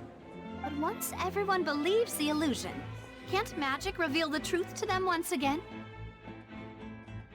And wouldn't such a trick be the most marvelous finale to today's performance? Come on, Lenny and Lynette. Give it another go. Don't worry. Spina di Rosula has made the necessary arrangements on your behalf. But as the magic makers and stars of the show, I think I should leave the final performance to you. I understand.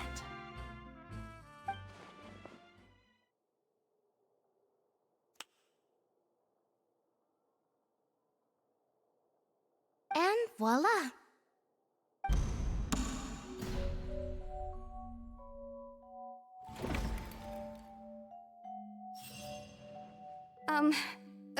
Sorry for the interruption. Wait, isn't that Halsey? So the whole thing about people dissolving wasn't true after all? To be clear, I'm only here because this person told me that if I testified, the merit of doing so would lessen my sentence. I was hiding outside this room listening to the proceedings because I was afraid that I would be the one put on trial. I was just feeling happy that no one had noticed me, and then before I knew it, she caught me. That'll teach you to underestimate us three. Where should I begin? I'm sorry. I'm the one who killed Cowl. I admit it. What? Why? Firstly, my name isn't Halsey.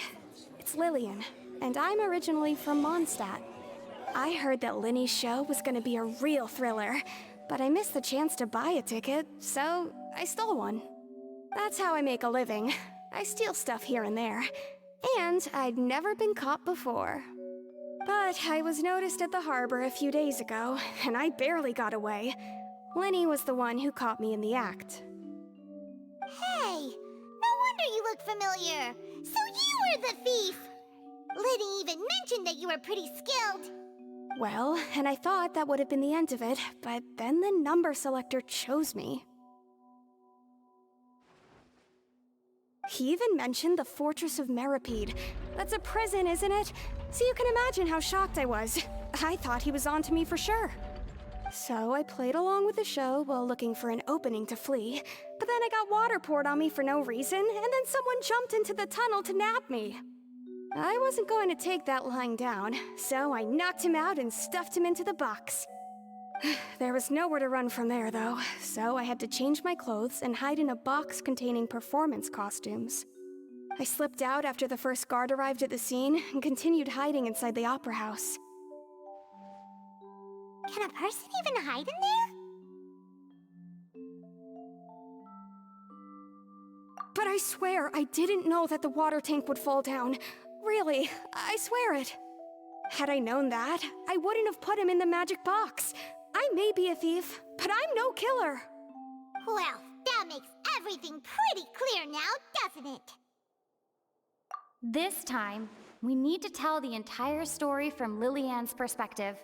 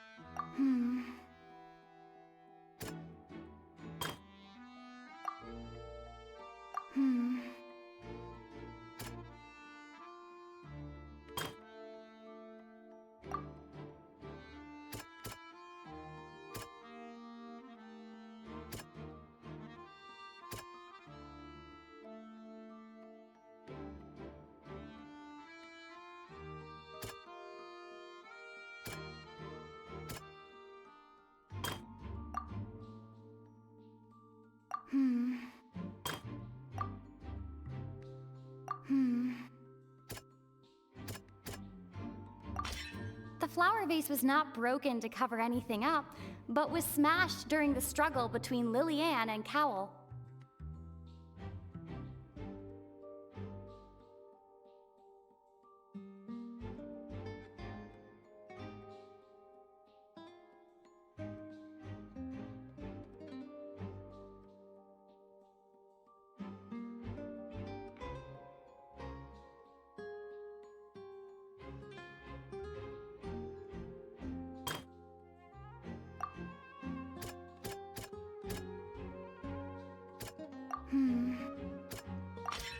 Lillian was afraid that she would be recognized if she left, so she changed clothes and hid, biding her time.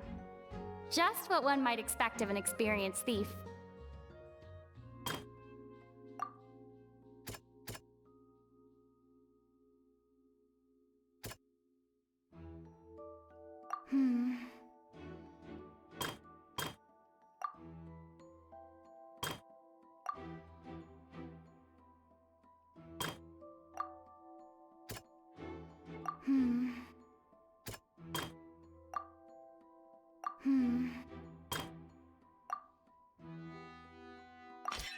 The strange sound wasn't from a fight. It was Lillian's attempt to break out when she was frightened. And it's Ace Detective Paimon time! Having been selected out of the blue, Lillian panicked. Her panic only intensified after she entered the tunnel and had water poured on her head. So she kicked the door open, producing the thud we all heard. Hearing the commotion, Cowell leapt into the tunnel, only to discover that Lillian had not dissolved.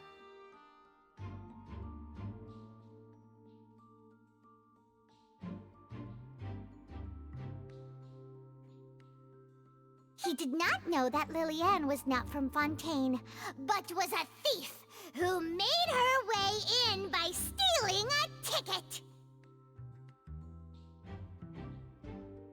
Mistakenly believing that the water from the primordial sea needed time to take effect, he tried to force Lillian back into the box.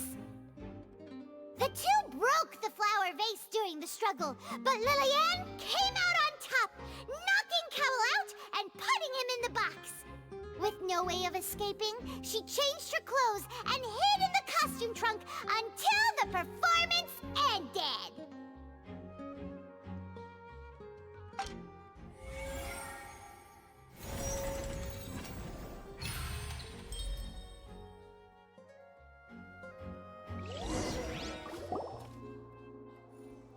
She knew that she would have to go through guard inspection if she tried to leave afterward, so she has been trapped in the Opera House these last 2 days. She had already become desperately hungry by the time we were chatting over macarons. So, she swiped 2 of them right under our noses. Talk about a sneaky thief. At this point, all the events that happened in the tunnel have now come to light. Ah, so that's the whole story. Bravo! Bravo! Now then, Lady Farina, do you wish to speak against the defense's statements? Please answer the question, Lady Farina. Also, if I may add, the trial has not yet ended. As such, I request that the prosecution not leave the room before the proceedings have concluded. What? Are you reading my mind now? No, I have no further arguments. I admit defeat. But really, could you at least have left me with some dignity? Wow, look at that! She's like a deflated balloon now. If there are no objections, then as the Chief Justice of Fontaine, I shall once again repeat the full sequence of events. The actual perpetrator of the serial disappearances, Cowell, selected his next victim from the audience reservation list. With some modifications to the selector, he could ensure that the pre-selected young woman would be chosen. To cover up any evidence while committing the deed, Cowell thought of allowing the water tank to fall, which would conceal the water left behind after the young woman was dissolved. He also tampered with the rope suspending the water tank, using the fireworks at the end of the performance to cause the tank to drop and hide the watermarks. He poured the water from the primordial sea into a balloon during the preparation of the magic box and stuck it to the box's lid. Finally, he passed the prepared hook on a rope through the gap in the magic box's door when bringing the young woman to said box. When the magic trick officially began, the box containing the woman was lowered into the tunnel, tightening the hook rope and bursting the balloon containing the water. If all had gone to plan, the young woman would be dissolved at this time. However, Lillian was not from Fontaine and thus fled the box with a loud noise. Realizing that there was trouble, Cowell entered the tunnel and met Lillian. Thinking that the waters had not yet taken effect, he decided to proceed. However, his opponent was more capable than he thought, and he was overcome, knocked unconscious, and placed into the magic box, and thus became his own final victim. Lillian, according to her own statements, then changed clothes and hid until the performance ended, before hiding in other parts of the opera house. As for Linny, he was in the underground structures within the opera house, and was thus ignorant of these happenings. From this reconstruction of events, we can conclude that Linny, the accused, is in fact innocent.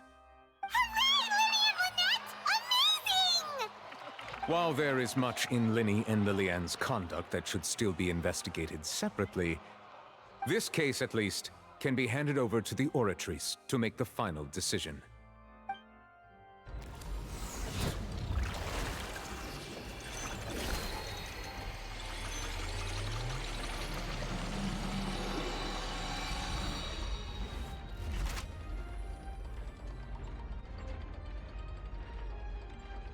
As such, Linny and Lynette are officially declared not guilty. Victory for Ace Detective Paimon! Great work, partners. Thank you all. Thank you so much.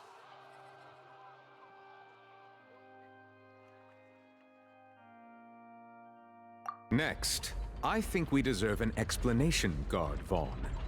How did you find the water from the primordial sea in Linny's baggage? Right! Your discovery caused me to make a serious mistake, you know. Or was that not a discovery, but false evidence that you dared to bring before this court? I suspect that the accomplice mentioned in Cowell's notes was not Linny, but you, yes?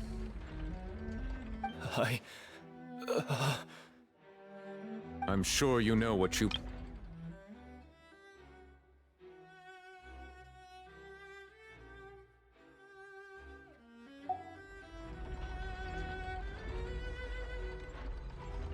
Speak quickly! Unless you want to earn yourself a one-way ticket to Coupon Town. I was just following orders. We were supposed to place blame for the serial disappearances onto Linny, and thus cause suspicion to fall on the Fatui. The higher-ups said this was the best opportunity to do so. And now that your plan has fallen through, and the secrets of the water have been revealed, you have become a liability to said higher-ups, yes? Therefore, you would be wise to tell everything you know, and seek the protection of the guards. Yes, I'll tell you everything I know. Our boss discovered that the water can cause people to dissolve. It can also be made into a potion, which when extremely diluted, can cause people to experience unforgettable exhilaration. We've been in this business for a while now, and have made decent mora off it. The disappearances were also the boss's idea. I mean, this is the boss we're talking about. The...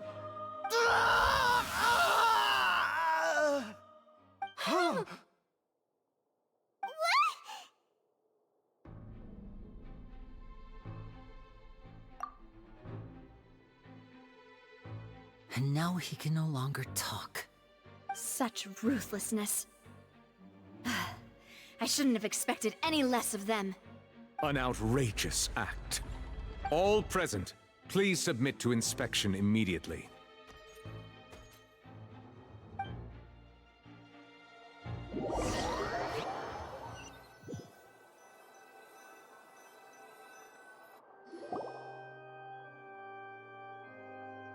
So, we're just going back now?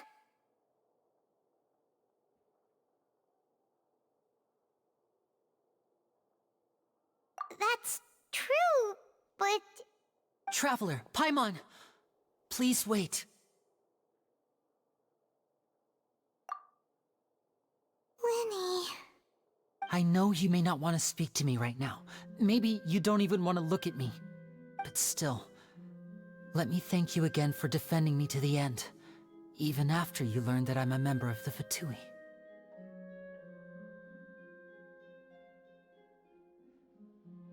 I guess. But regardless, I'd like the opportunity to set things straight. I didn't approach you with any ulterior motives or ill intent. I've spoken to you as myself, just plain Linny this entire time. As for why I'm a Fatus, it's because the goals of the House of the Hearth align with those of an orphan like me. That's all. That was how Father, who you might know as the Knave, approached recruiting us back then too. The Knave? The one who controls the House of the Heart?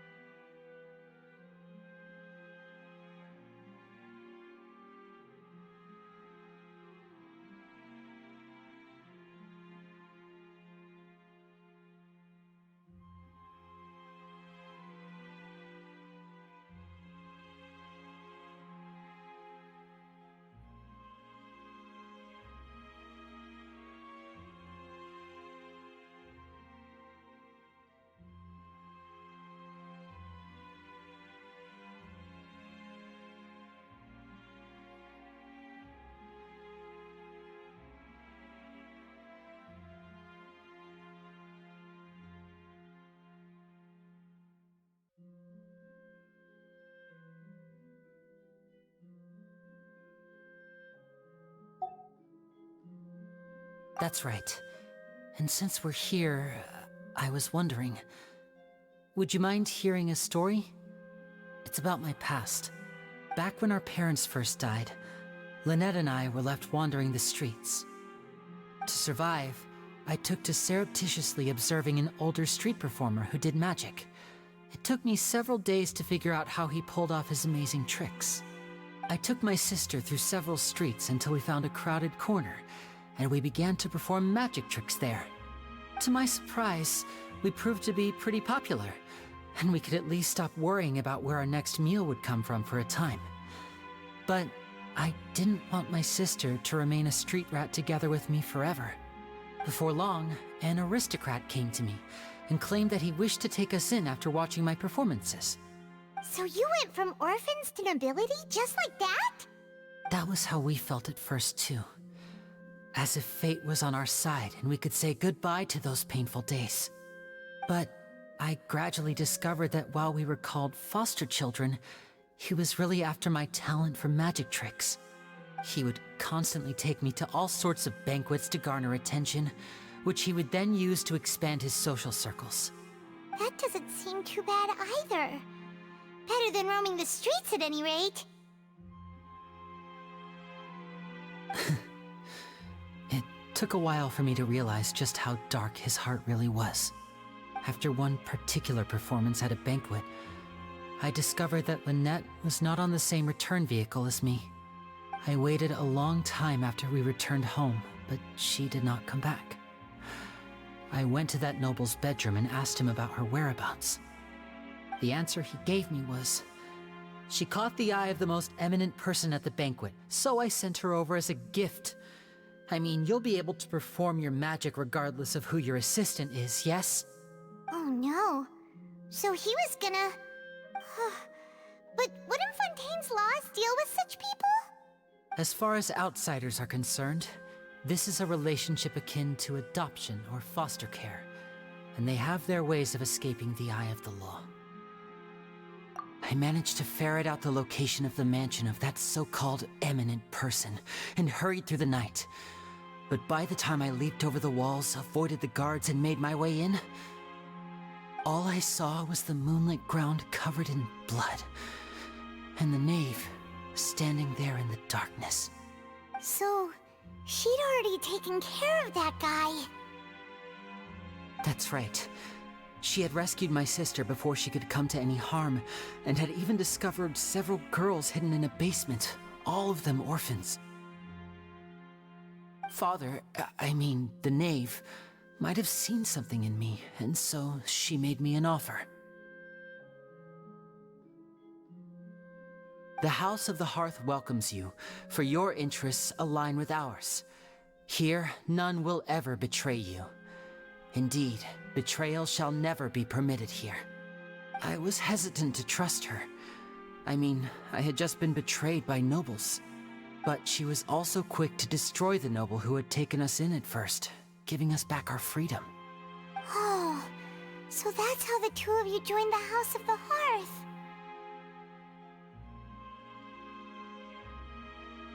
She has her own plans. She has gained permission from the Tsaritsa to first use the Gnosis' power once she obtains it. She plans to use it to find a way to break the prophecy and save Fontaine.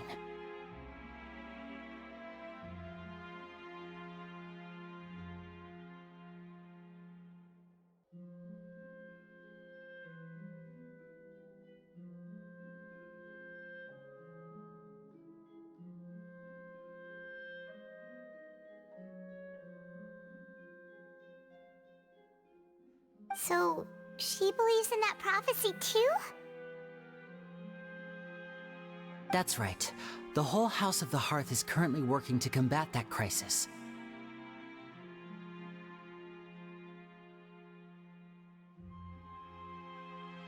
Today's case has also proven that people from Fontaine can indeed dissolve into some sort of water, thus further supporting the prophecy. Everyone at Hotel Bouffe d'été, including the knave, has their roots in Fontaine. And we will always defend our homeland. To us orphans, The only connection we have left to this world, apart from our family, is our homeland. So, from small deeds like distributing magic pockets to huge schemes like stealing a gnosis, everything is aimed at dealing with that prophecy. It's all right. I understand. The only thing I can do is relate all this to you. I just hope you can understand that even as a member of the house, I have never stopped making my own decisions, and that I believe what I'm doing is right. If you should need anything at all in the future, feel free to find me. I will do my best to help you, as plain Linny.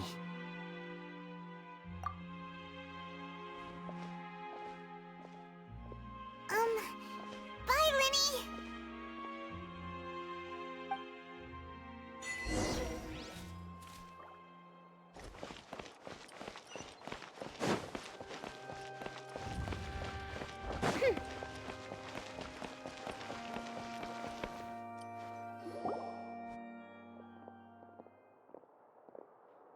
Hey there.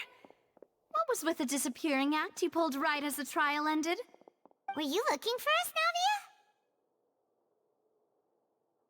Navia? Well, this whole thing isn't exactly over, is it? I do feel that we're getting closer to solving the serial disappearances case, though. Don't you think so, too? Huh? What's wrong, my dear partner?